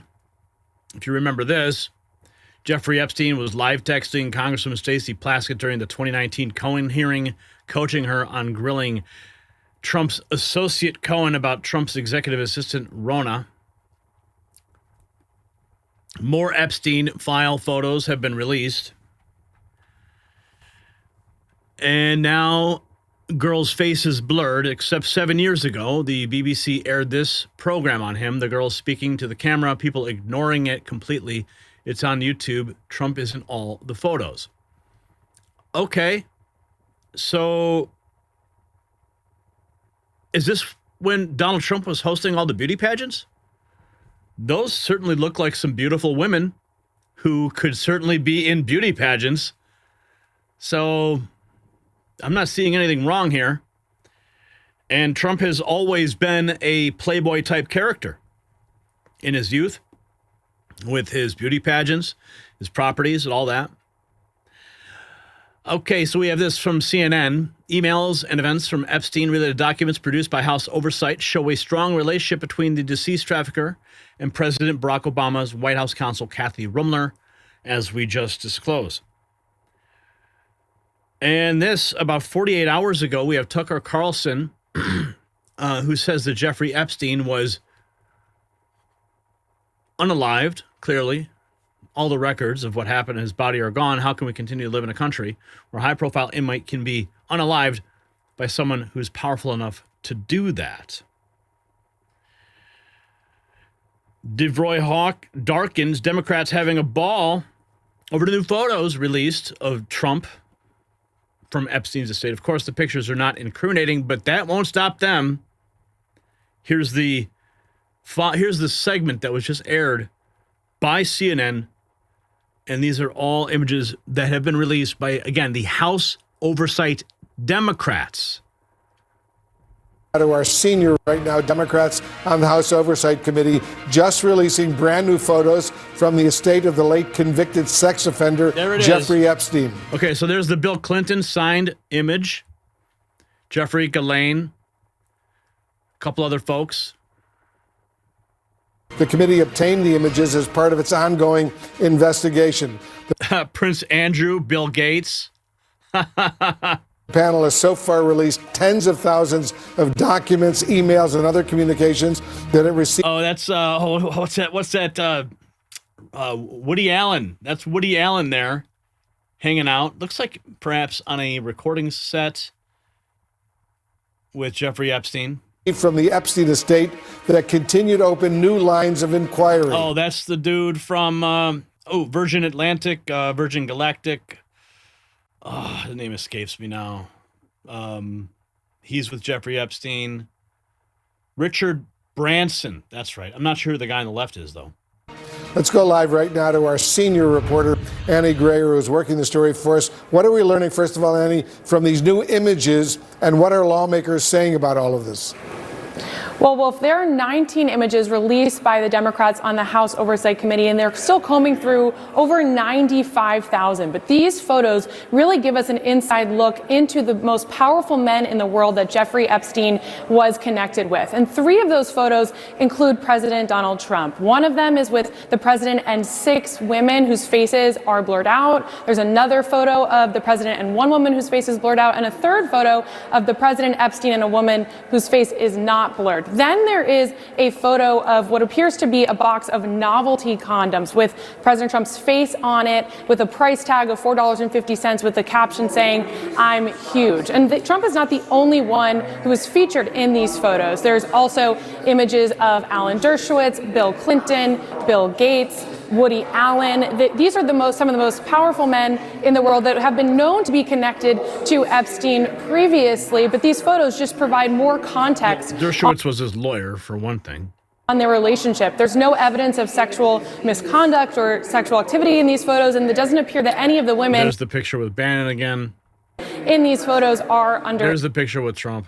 age, but they come from Epstein's Gmail account. It's unclear who took these photos or what the context was around them, but it's part of the Oversight Committee's broader investigation into Epstein, where they've received thousands of documents. Right now, Democrats on the House Oversight Committee just CNN doing what they do best.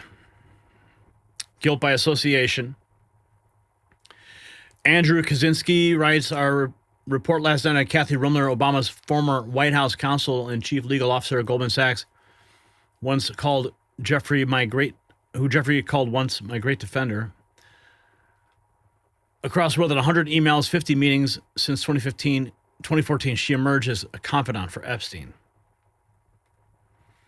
So out of the 95,000 photos, you found 2 photos of Trump not doing anything wrong. Amazing work, detective, seeking the truth, quote tweeting, Congressman, yes, and sorry.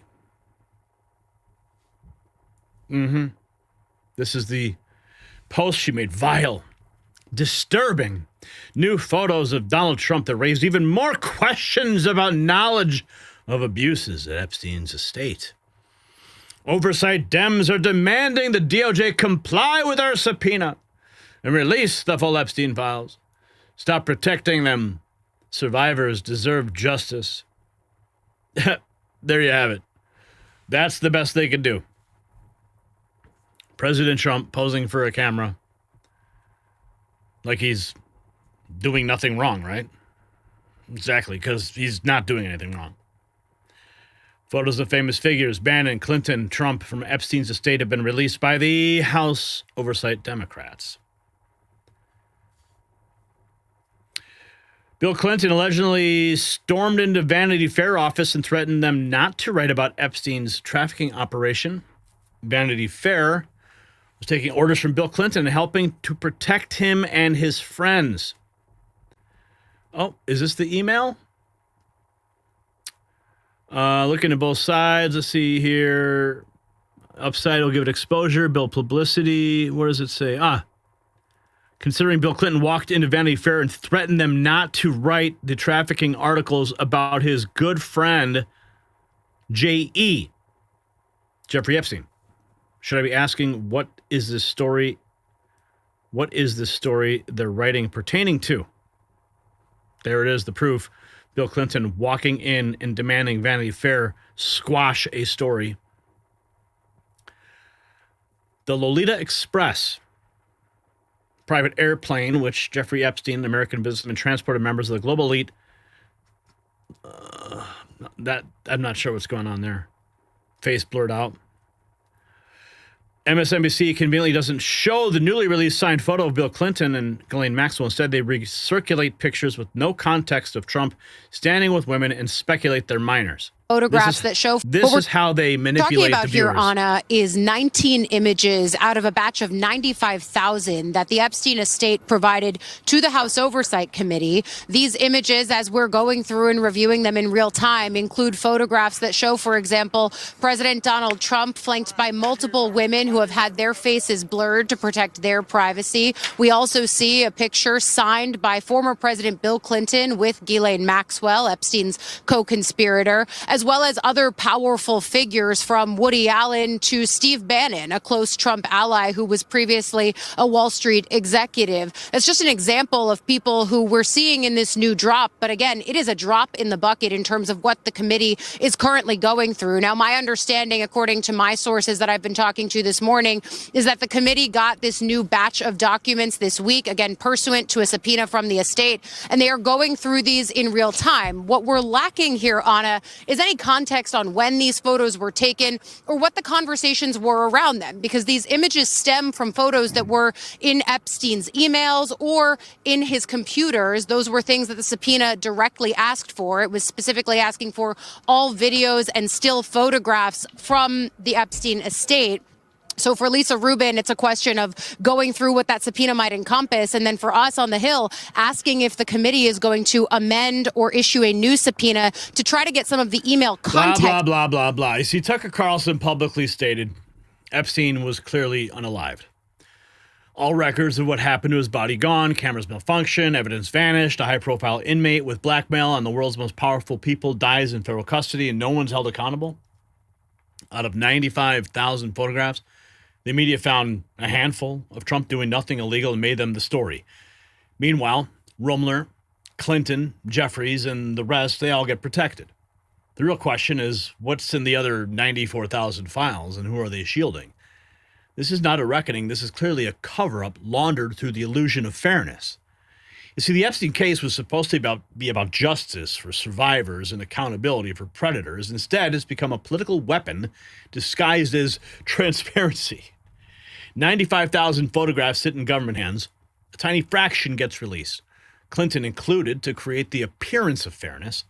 But his crimes are old news, already priced into public opinion.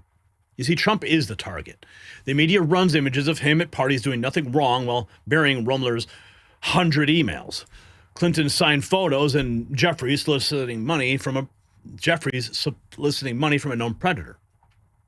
Epstein dead under suspicious circumstances. Records missing. Cameras failed. Nobody held responsible. Clinton's the shield, Trump's the objective, and the American people are being played. So I ask you directly, do you believe the Epstein files are being weaponized for political purposes? Yes or no? Let's have a conversation in the comments section. You can support independent media at the Next News merch shop. You'll find it link down below.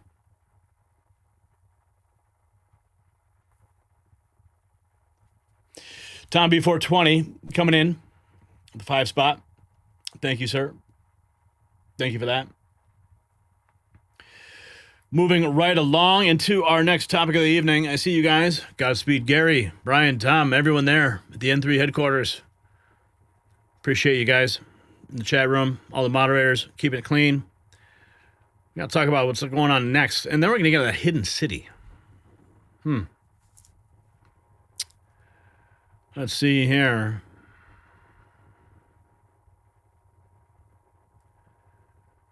Okay.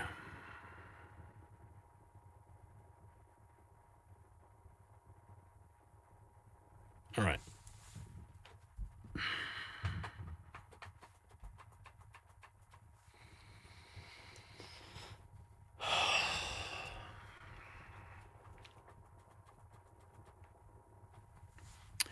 "72 prior arrests." Let that sink in. 72 times law enforcement encountered Lawrence Reed. 72 chances for the system to intervene. And a judge released him anyway. And then doused a 26-year-old woman with gasoline and set her on fire on a Chicago train. And Reed is not alone. Tonight, we expose 5 repeat offenders released by judges operating under progressive frameworks. 5 releases, innocent Americans killed. It's not a broken system. This is ideology with a body count. And the judges responsible, they actually have names. And here's what's at stake, because if judges can release defendants with dozens of prior arrests and face 0 consequences when those defendants kill, then public safety has been sacrificed to ideology. Lawrence Reed had 72 prior arrests before he set Bethany McGee on fire on a Chicago train. Judge Teresa Molina Gonzalez released him. David Mazarigos had a lengthy arrest record before he beat Nicole Tanzi to death in a New York subway station. Alexander Dickey had 40 prior charges, 25 of them felonies, before he killed Logan Federico. He had been arrested and released 39 times. Judge Bentley released him. Timothy Bowler had 45 prior arrests before Lilawati Nareen was killed. DeCarlos Brown had multiple prior arrests before he fatally stabbed the Ukrainian refugee Irina Zaratruska on a Charlotte train. Magistrate Teresa Stokes approved his release. Pattern after pattern, release after release, and innocent people are paying with their lives. And some breaking news for your health while the justice system fails to protect you. Rogue judges release violent criminals with dozens of arrests onto our streets. Meanwhile, Big Pharma wants you dependent on dangerous antacids for your whole life. One man nearly called 911 when severe acid reflux lodged food in his throat. Doctors wanted him on medications forever. Instead, he discovered BC30 probiotic. It works in hot coffee. Within 1 week, his reflux was gone. That is good brew. Every holiday party bombs your gut with sugar and alcohol. You can fight back every morning with just 1 scoop. I take one every morning, delivering 1 billion CFUs of beneficial bacteria plus organic fiber. They have a Christmas special right now. Visit goodbrew.com for your free travel size plus 10% off with your code NEXTNEWS. That's goodbrew.com, spelled GOODBRU.com. Now, here's where the story takes a critical turn. Indiana Representative Andrew Ireland just filed a constitutional amendment. Here he is. To allow the state legislature to impeach judges and prosecutors who refuse to hold violent criminals accountable. Elon Musk responded saying, "This has to be done nationwide." Think about that. Lawmakers are finally moving to create consequences for judicial malpractice. Meanwhile, the lawyers for DeCarlos Brown, the man who murdered Irina Zaratruska, have filed a motion claiming he's mentally incompetent to stand trial. An activist judge, Paulina Zenas, just ordered the release of an illegal alien and MS-13 gang member, Kilmer Abrego Garcia. Remember him? The Maryland dad? You see, the pattern continues. Release, kill, deflect, and repeat. This is the news of the day happening now. Kilmer Garcia speaks after being released from ICE custody. Did he get those tattoos removed off his knuckles, the MS-13 ones? Mi nombre es Kilmer Abrego Garcia. I stand before you as a free man, and I want you to remember me this way, with my head held up high. Regardless of this administration, I believe this is a country of laws, and I believe that this injustice will come to its end. Mi nombre es Kilmer Abrego Garcia. There you go. He's out. He's free, guys. Party's over. The Maryland dad is free. The Obama-appointed judge, Paula Zenas, granted Kilmer Abrego Garcia a restraining order against ICE, preventing him from being redetained. A restraining order against ICE. Who's ever heard of such a thing? Is that all you gotta do? Just find an activist judge who's just gonna file a restraining order against the federal government? More activist judges protecting criminal illegals. Disgusting. And they all look the same, don't they? They all get the same haircut, same look, same crazy ass eyes. It's a disease. And then this 277th criminal charge. Thank God for Arena's law. It's about time. 16-year-old in Charlotte, North Carolina, who was arrested then released in October with 15 charges, has been arrested again with his 277th criminal charge. For the first time, due to Arena's law, he's been denied bond and will be tried as an adult.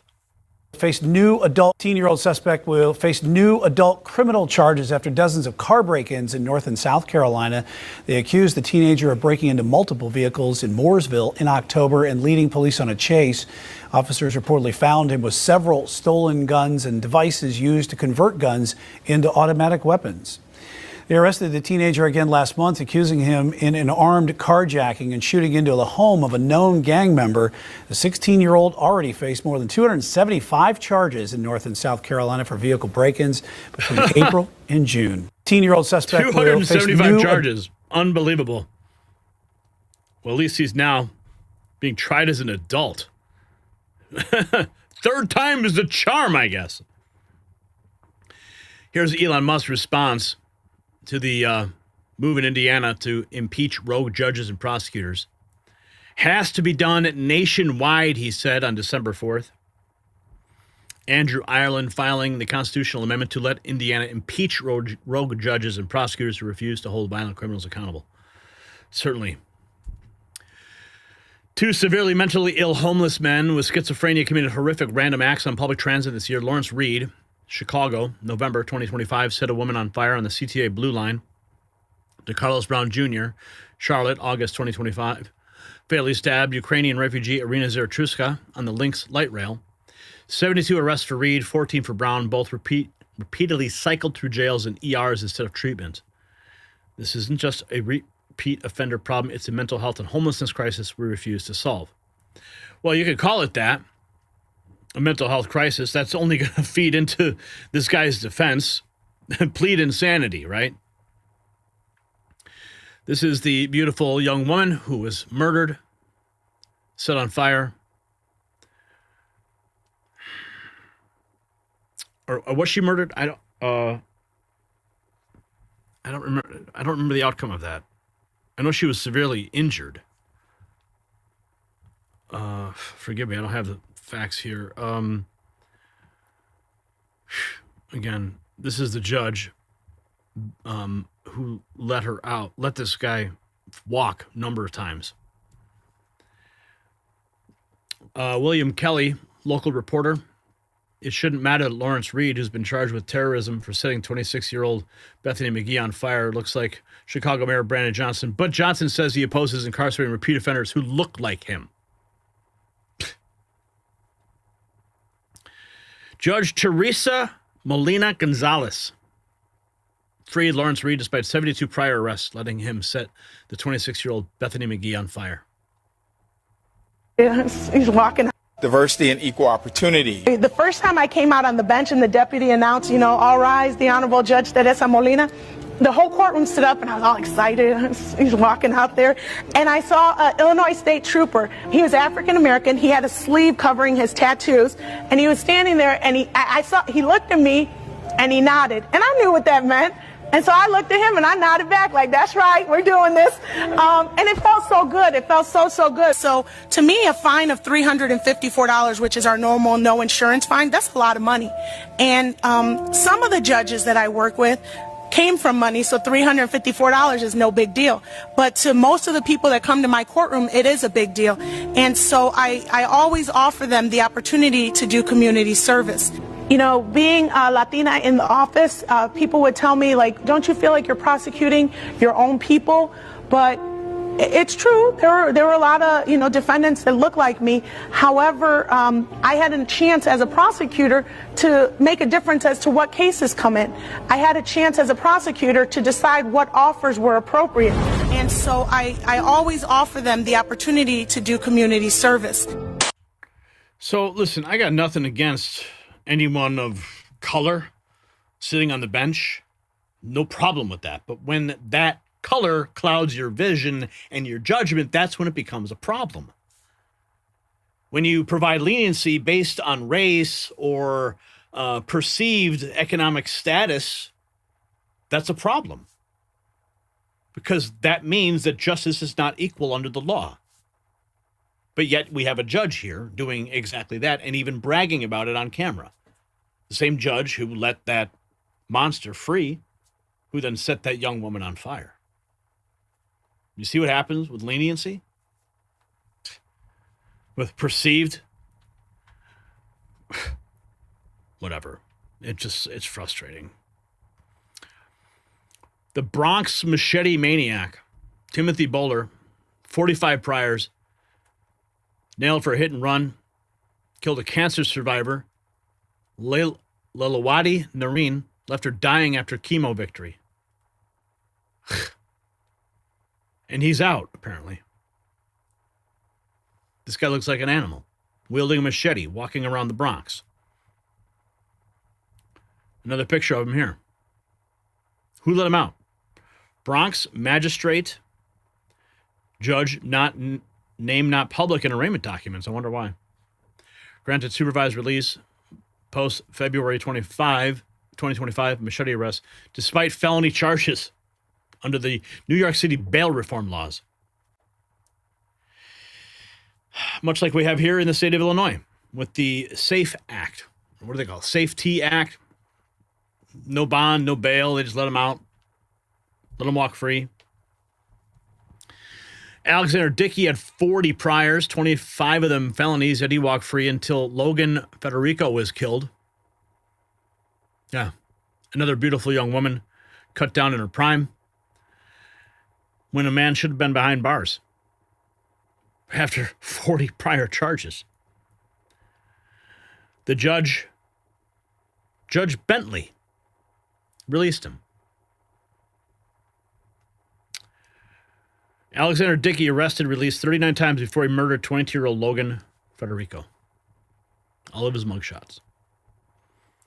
Another victim savagely beaten to death, New York City subway station. David Mazza, not going to try it. 25, killed Nicola Tanzi, 64. Caught with the victim's credit cards. They could not even identify Tanzi. Brooklyn Criminal Court, 25-year-old David Magadabada was in Brooklyn Criminal Court. I'll let the video speak for itself. Attack where it was fast work by NYPD detectives and the Brooklyn DA that brought this suspect to justice less than 48 hours after this horrific attack. We're here at Brooklyn Criminal Court awaiting the arraignment of a 25-year-old career criminal on murder charges for allegedly beating and kicking a subway rider so viciously he died. At the 84th precinct in Brooklyn, 25-year-old David Mazariegos was brought in handcuffs to be charged with 2 counts of murder, robbery, and grand larceny. The NYPD tells us that Tuesday afternoon, he confronted 64-year-old Nicola Tanzi at the J Street Metrotech subway station at Willoughby and Bridge Streets. Officers responding to the scene found the victim beaten all over his body. He was rushed to the hospital but did not survive. Police Commissioner Tisch says right after the attack, the entire NYPD got an alert with the suspect's picture on it on their department-issued telephones. Now, police on routine patrol in Times Square recognized him and captured him. When they arrested him, he had a more than 20-inch long samurai sword, as well as 4 of the victim's credit cards. Now, he's expected to go before a judge sometime this afternoon. In the meantime, this poor man's family has to cope with this sudden loss. We're live at Brooklyn Criminal Court. It was fast work by NYPD. Unbelievable. And Kilmar's walking free tonight. These stories are so tragic. And that is the result of these activist judges. At 72 prior arrests, leniency is not compassion, it's policy-driven blindness. At 40 prior charges, uncertainty isn't impossible. At 45 arrests, the system's not failing, it's functioning exactly as progressive ideology designed it. These judges operate in jurisdictions dominated by progressive prosecutors under bail reform regimes that punish detention, inside environments where equity outcomes are praised and public safety is secondary. The question is no longer whether the system failed. The question is whether the ideology that produced these outcomes will finally face accountability. Because right now, Americans are paying for it in blood. You see, repeat offenders were released by judges. Innocent Americans are dead. Lawrence Reed set Bethany McGee on fire after 72 arrests. Judge Teresa Molina Gonzalez released him. David Mazarigios beat Nicola Tanzi to death after numerous prior arrests. Alexander Dickey killed Logan Federico after 40 charges and 39 arrest and release cycles. Judge Bentley let him walk. Timothy Bowler killed Lilawadi Nareen after 45 arrests. DeCarlos Brown stabbed Irina Zaratruska to death after multiple prior arrests. Every single one of these tragedies was entirely preventable. Every single judge had the information needed to protect the public, yet they released them anyway. This is not systemic failure. This is ideological choice.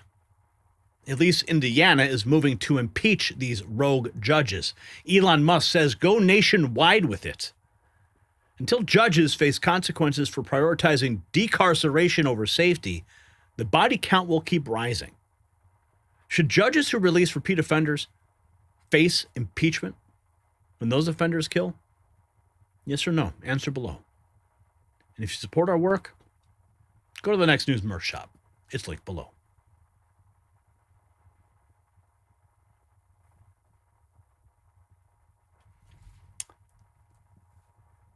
Curio back with the dad joke. What has four wheels and flies? A garbage truck! Ah! That's funny.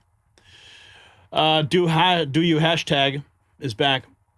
$5. The judges need to be held to conspiracy to commit unaliving if they release a violent alien that unalives someone. I agree. All right. What have they found beneath the Giza Plateau? What lies beneath? Well, that is what we're about to get into. You may have heard about this story. We're going to dive deep beneath the pyramids now and try to understand what is happening. Sherry Foster dropping $5. Hippo character applauds whilst nodding in approval, saying GG. And Gen Xer dropping 10. Thank you. Thank you, Gary, for always packaging for us the corruption, unmasking the frauds, and exposing it all for us to see. The mainstream legacy media are too scared to do what you do. Thank you so much. I think that's going to put us closer to our target. Let's check. Oh, $91.99. So we need about $8. Are there eight people with $1 that can spare tonight? Okay, let's find out what's going on underneath the pyramids. I love this stuff.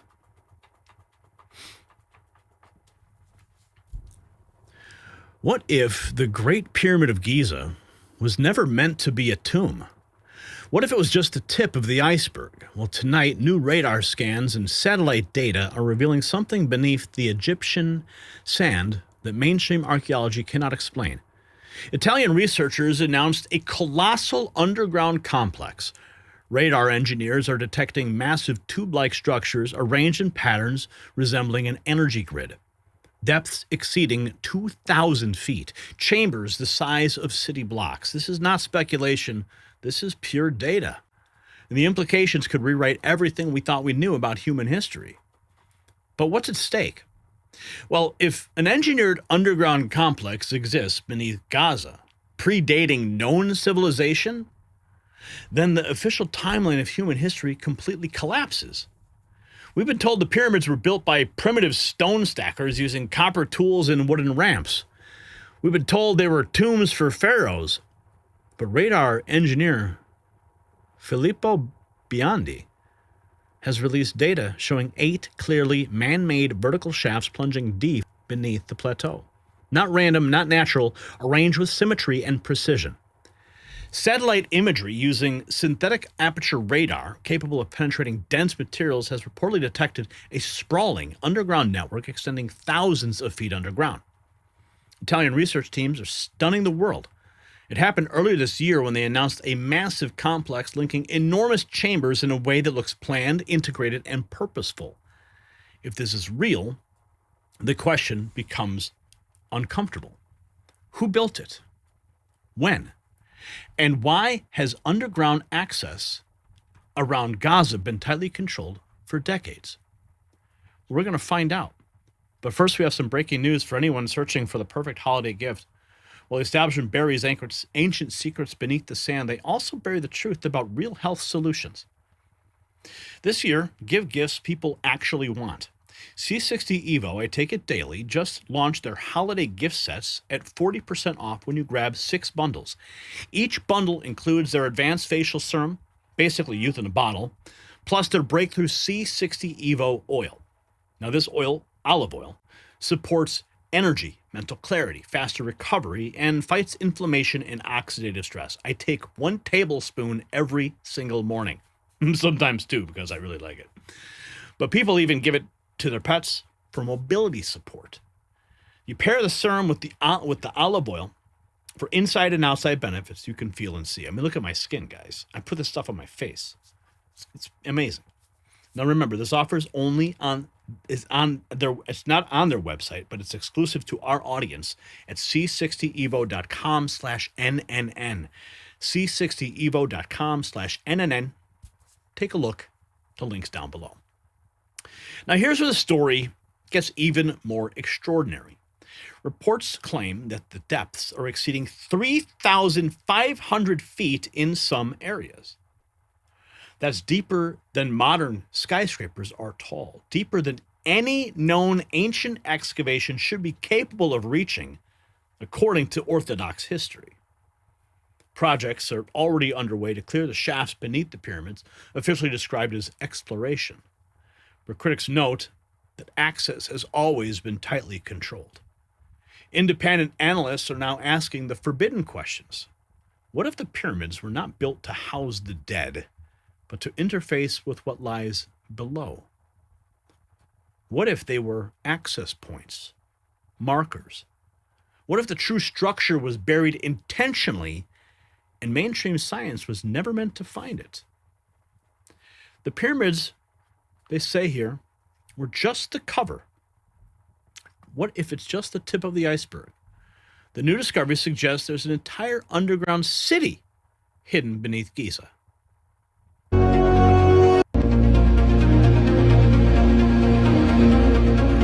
Here's some of the imagery.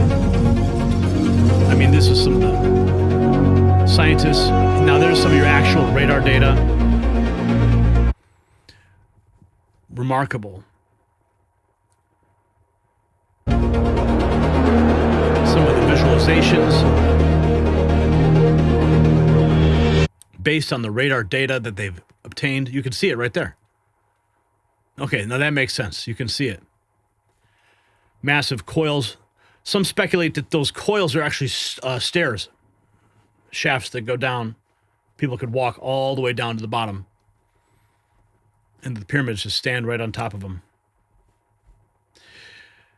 Now let's take a listen to this. This was in June. Beneath Egypt's pyramids, new theories suggest lost underground city may be hidden beneath Giza, filled with tunnels, chambers, and secrets. I'm at the lowest. The forgotten city. What lies beneath Giza?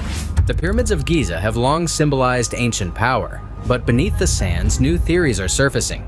Some researchers and theorists believe a vast underground network may lie hidden. Tunnels, chambers, even a lost city. I'm at the lowest point of the pyramid! Though unproven by mainstream archaeology, the idea alone is drawing global attention. And the deeper question is, how much of our past is still buried?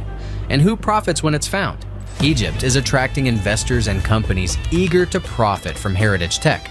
From virtual tours and AI-assisted archaeology to licensing historic sites for games, films, and museums. This fast-growing market could reach billions by 2030. Speculation sells, and in a content-driven world, even myth can be monetized. So, are we uncovering history or building the next empire beneath the old? They found a hidden city beneath the Giza Plateau. Jay Anderson, OSINT researcher, founder of Project arenas, Unity. The Giza Plateau.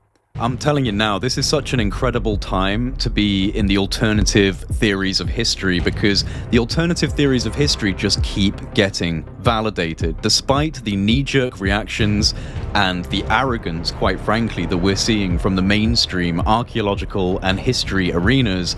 The Giza Plateau and what might lie beneath it just will not go away.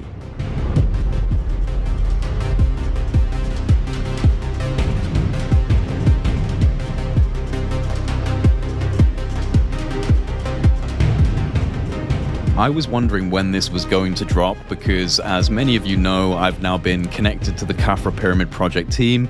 I got the exclusive interview with Filippo Bionde and Armando May when they first announced their incredible findings under the Khafra Pyramid with the synthetic aperture radar scans that they've been performing. But this is not the end of the journey. A stunning new revelation has emerged from the Giza Plateau and from the Khafra Pyramid team. They have not just been scanning one singular pyramid. As many of you know, in 2022, they did the Great Pyramid and they scanned this and they found hidden chambers. But what they are now saying is there is an entire city beneath the Giza Plateau.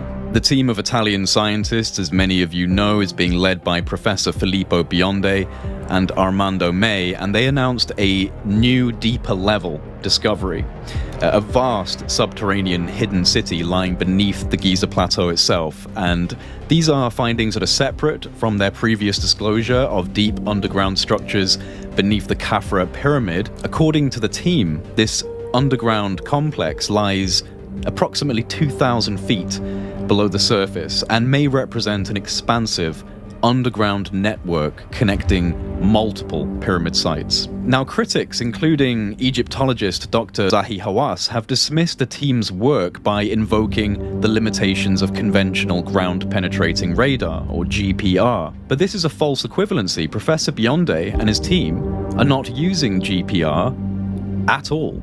Instead, their findings are derived from synthetic aperture radar, SAR, combined with tomographic Doppler imaging, a cutting-edge system that reconstructs subsurface geometries using satellite-borne radar passes. These aren't speculative surface-level scans like Dr. Zahi Hawass is trying to claim. They are multi-pass, phase-shifted tomographic data cubes identifying architectural voids, resonance anomalies, and structural alignments with precision. Unlike the prior focus on what lies beneath the Khafra Pyramid, this new announcement shifts attention to the broader Giza Plateau.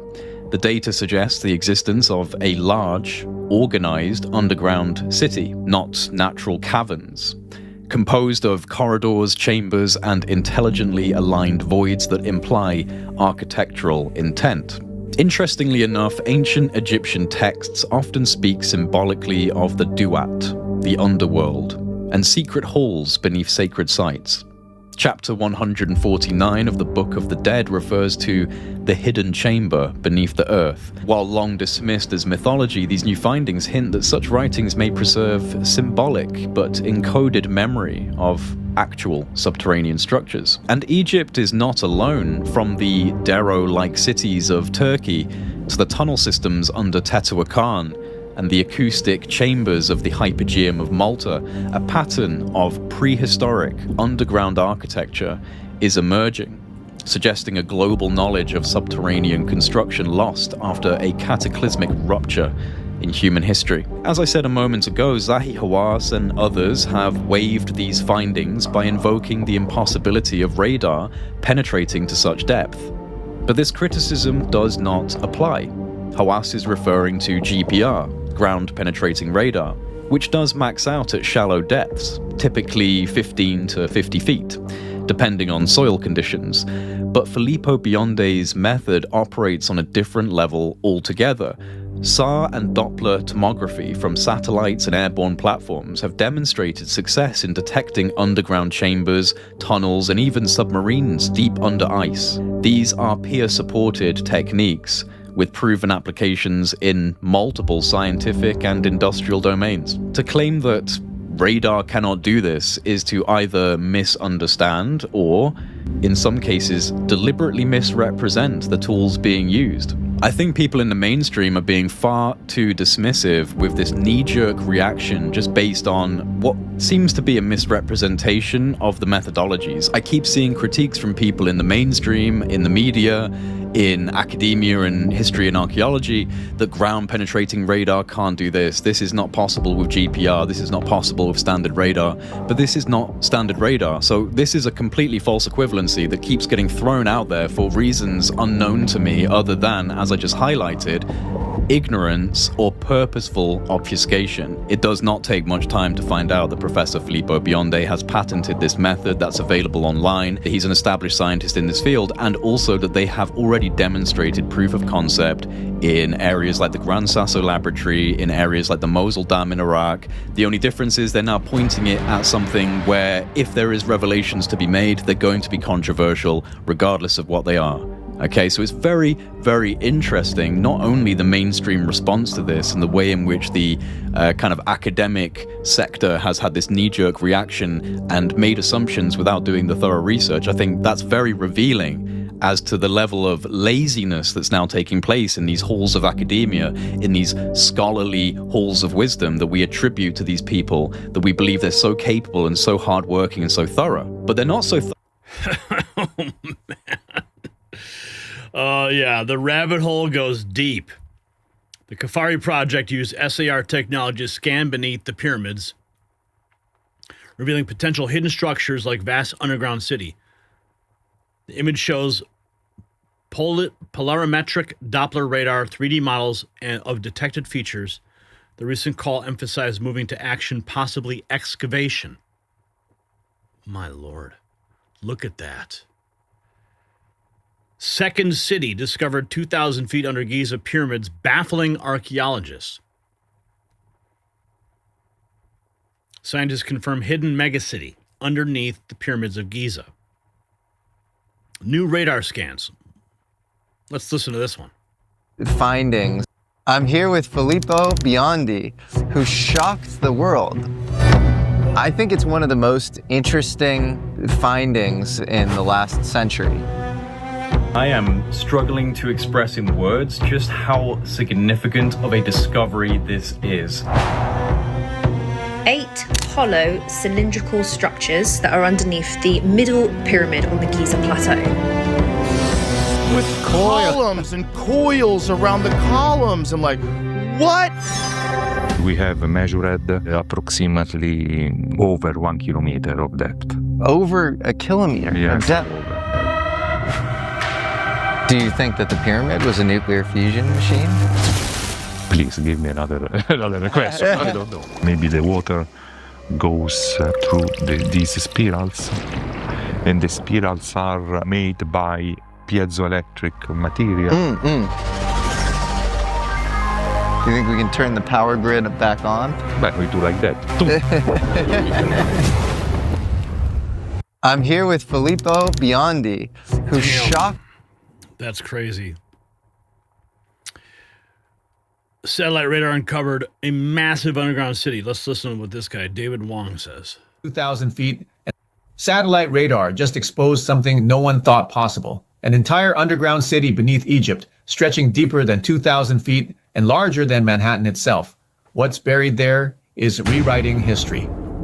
In 2025, scientists analyzing synthetic aperture radar data noticed a grid-like pattern beneath Egypt's desert. Geometric shapes far too precise to be natural. When they focused the radar, they uncovered 8 vertical shafts plunging over 2,100 feet deep, each connected by a vast tunnel network. These weren't caves, they were engineered. The tunnels form a structured layout, multi-level chambers, drainage systems, and corridors that extend for miles. The deeper they scan, the stranger it got. The walls appeared perfectly smooth, showing no tool marks, and the shafts maintained impossible symmetry over massive distances. But here's what's unbelievable. Ground-penetrating radar suggests this city keeps going, far below what satellites can see. Some theorists believe it links to ancient subterranean rivers and possibly an older, pre-dynastic civilization buried beneath modern Egypt. The scale is beyond comprehension. It's as if the Egyptians didn't build on the desert. They built over something far older and more advanced a forgotten world hidden right beneath our feet. Satellite radar just proved ancient Egypt was built on top of something much older. Comment resonance. I love this stuff. The team of Italian scientists took the world by storm last March when they announced the discovery of a colossal underground complex. So the pyramids may not be monuments to death. They may be monuments to a lost system. Radar data shows engineered structures. Satellite imagery reveals a network bigger than Manhattan buried beneath the sand. 8 vertical shafts with symmetry and design that cannot be explained by tomb theory or erosion. And the tone from the establishment outlets is suddenly defensive. They hedge, they mock, they gesture at baffled archaeologists because the implications are radioactive. If advanced knowledge existed before recorded history, then the institutions that told you they already knew the truth have been lying. The sands are literally shifting, and the past is no longer staying buried. So beneath the pyramids of Giza, something massive has been detected. Radar scans showing 8 engineered tube-like structures plunging thousands of feet into the earth. Satellite data reveals chambers the size of city blocks, and Italian researchers announce a colossal underground complex that looks planned and purposeful. This is not a tomb, and this is not a cave system. This is something built with precision that defies the official narrative of ancient human capability. And if this data is in fact accurate, then everything that we have been told about the pyramids, about ancient history, about what humans were capable of thousands of years ago requires re-examination. The question is, why has this been hidden? Why access has been restricted?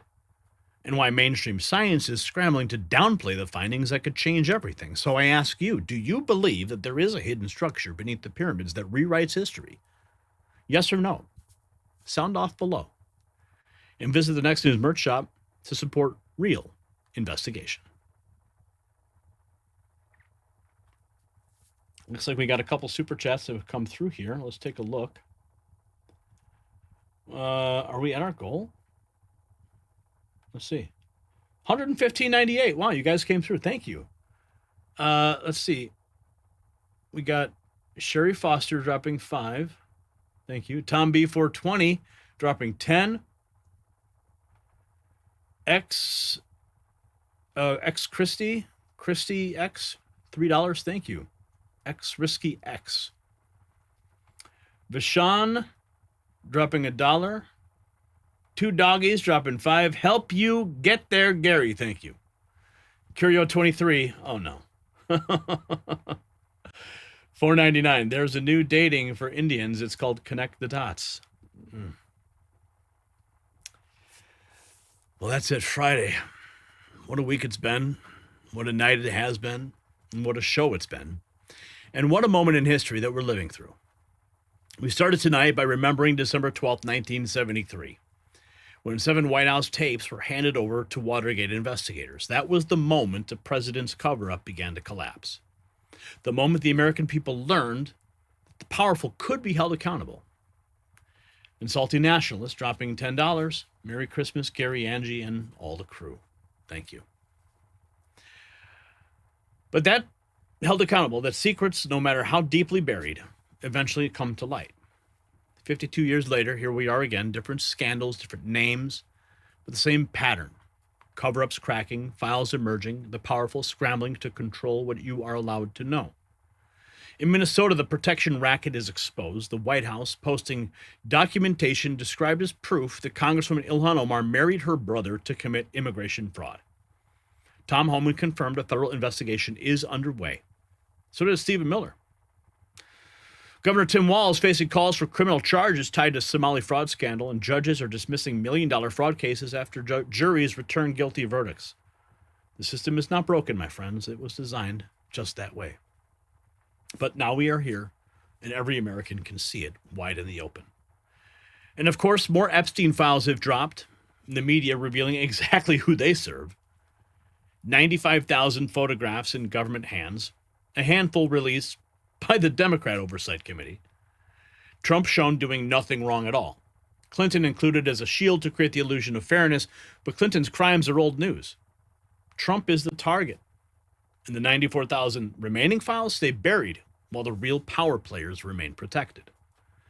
On the UFO front, whistleblowers are testifying under oath that the government does possess recovered non-human craft and biological material. David Grusch says that Trump was briefed. Lue Elizondo sent the formal letter urging transparency. Metallic orbs are being filmed by military drones across the globe, and for the first time, a sitting president may have both the knowledge and the willingness to tell us the truth. And then 5 repeat violent offenders released by judges. 5 innocent Americans are dead now. 72 prior arrests, 45 prior arrests, 39 arrest and release cycles. These judges had the information. They released the men anyway. Thank you for Indiana, because they're moving to impeach rogue judges. Elon Musk is on board, says, let's do this nationwide. And beneath the pyramids of Giza, radar has detected what may be a colossal underground complex. 8 engineered shafts, chambers the size of city blocks, depths that defy the official timeline of human capability. The sand's literally shifting. The past is no longer staying buried. From Watergate to tonight, the lesson is the same. They bury, they deny, they smear anyone who asks questions. And eventually, the truth breaks through anyway. So if this show opened your eyes, tell a friend, share the broadcast, and check out the Next News merch shop. You'll find it linked in the description to support independent journalism that refuses to look away. Thank you to everybody who sent in the super chats and Rumble rants tonight. You guys keep this show alive. I'm Gary Franchi. This has been the Raw Feed, and we'll see you on the next one. Have a beautiful, wonderful, and blessed weekend.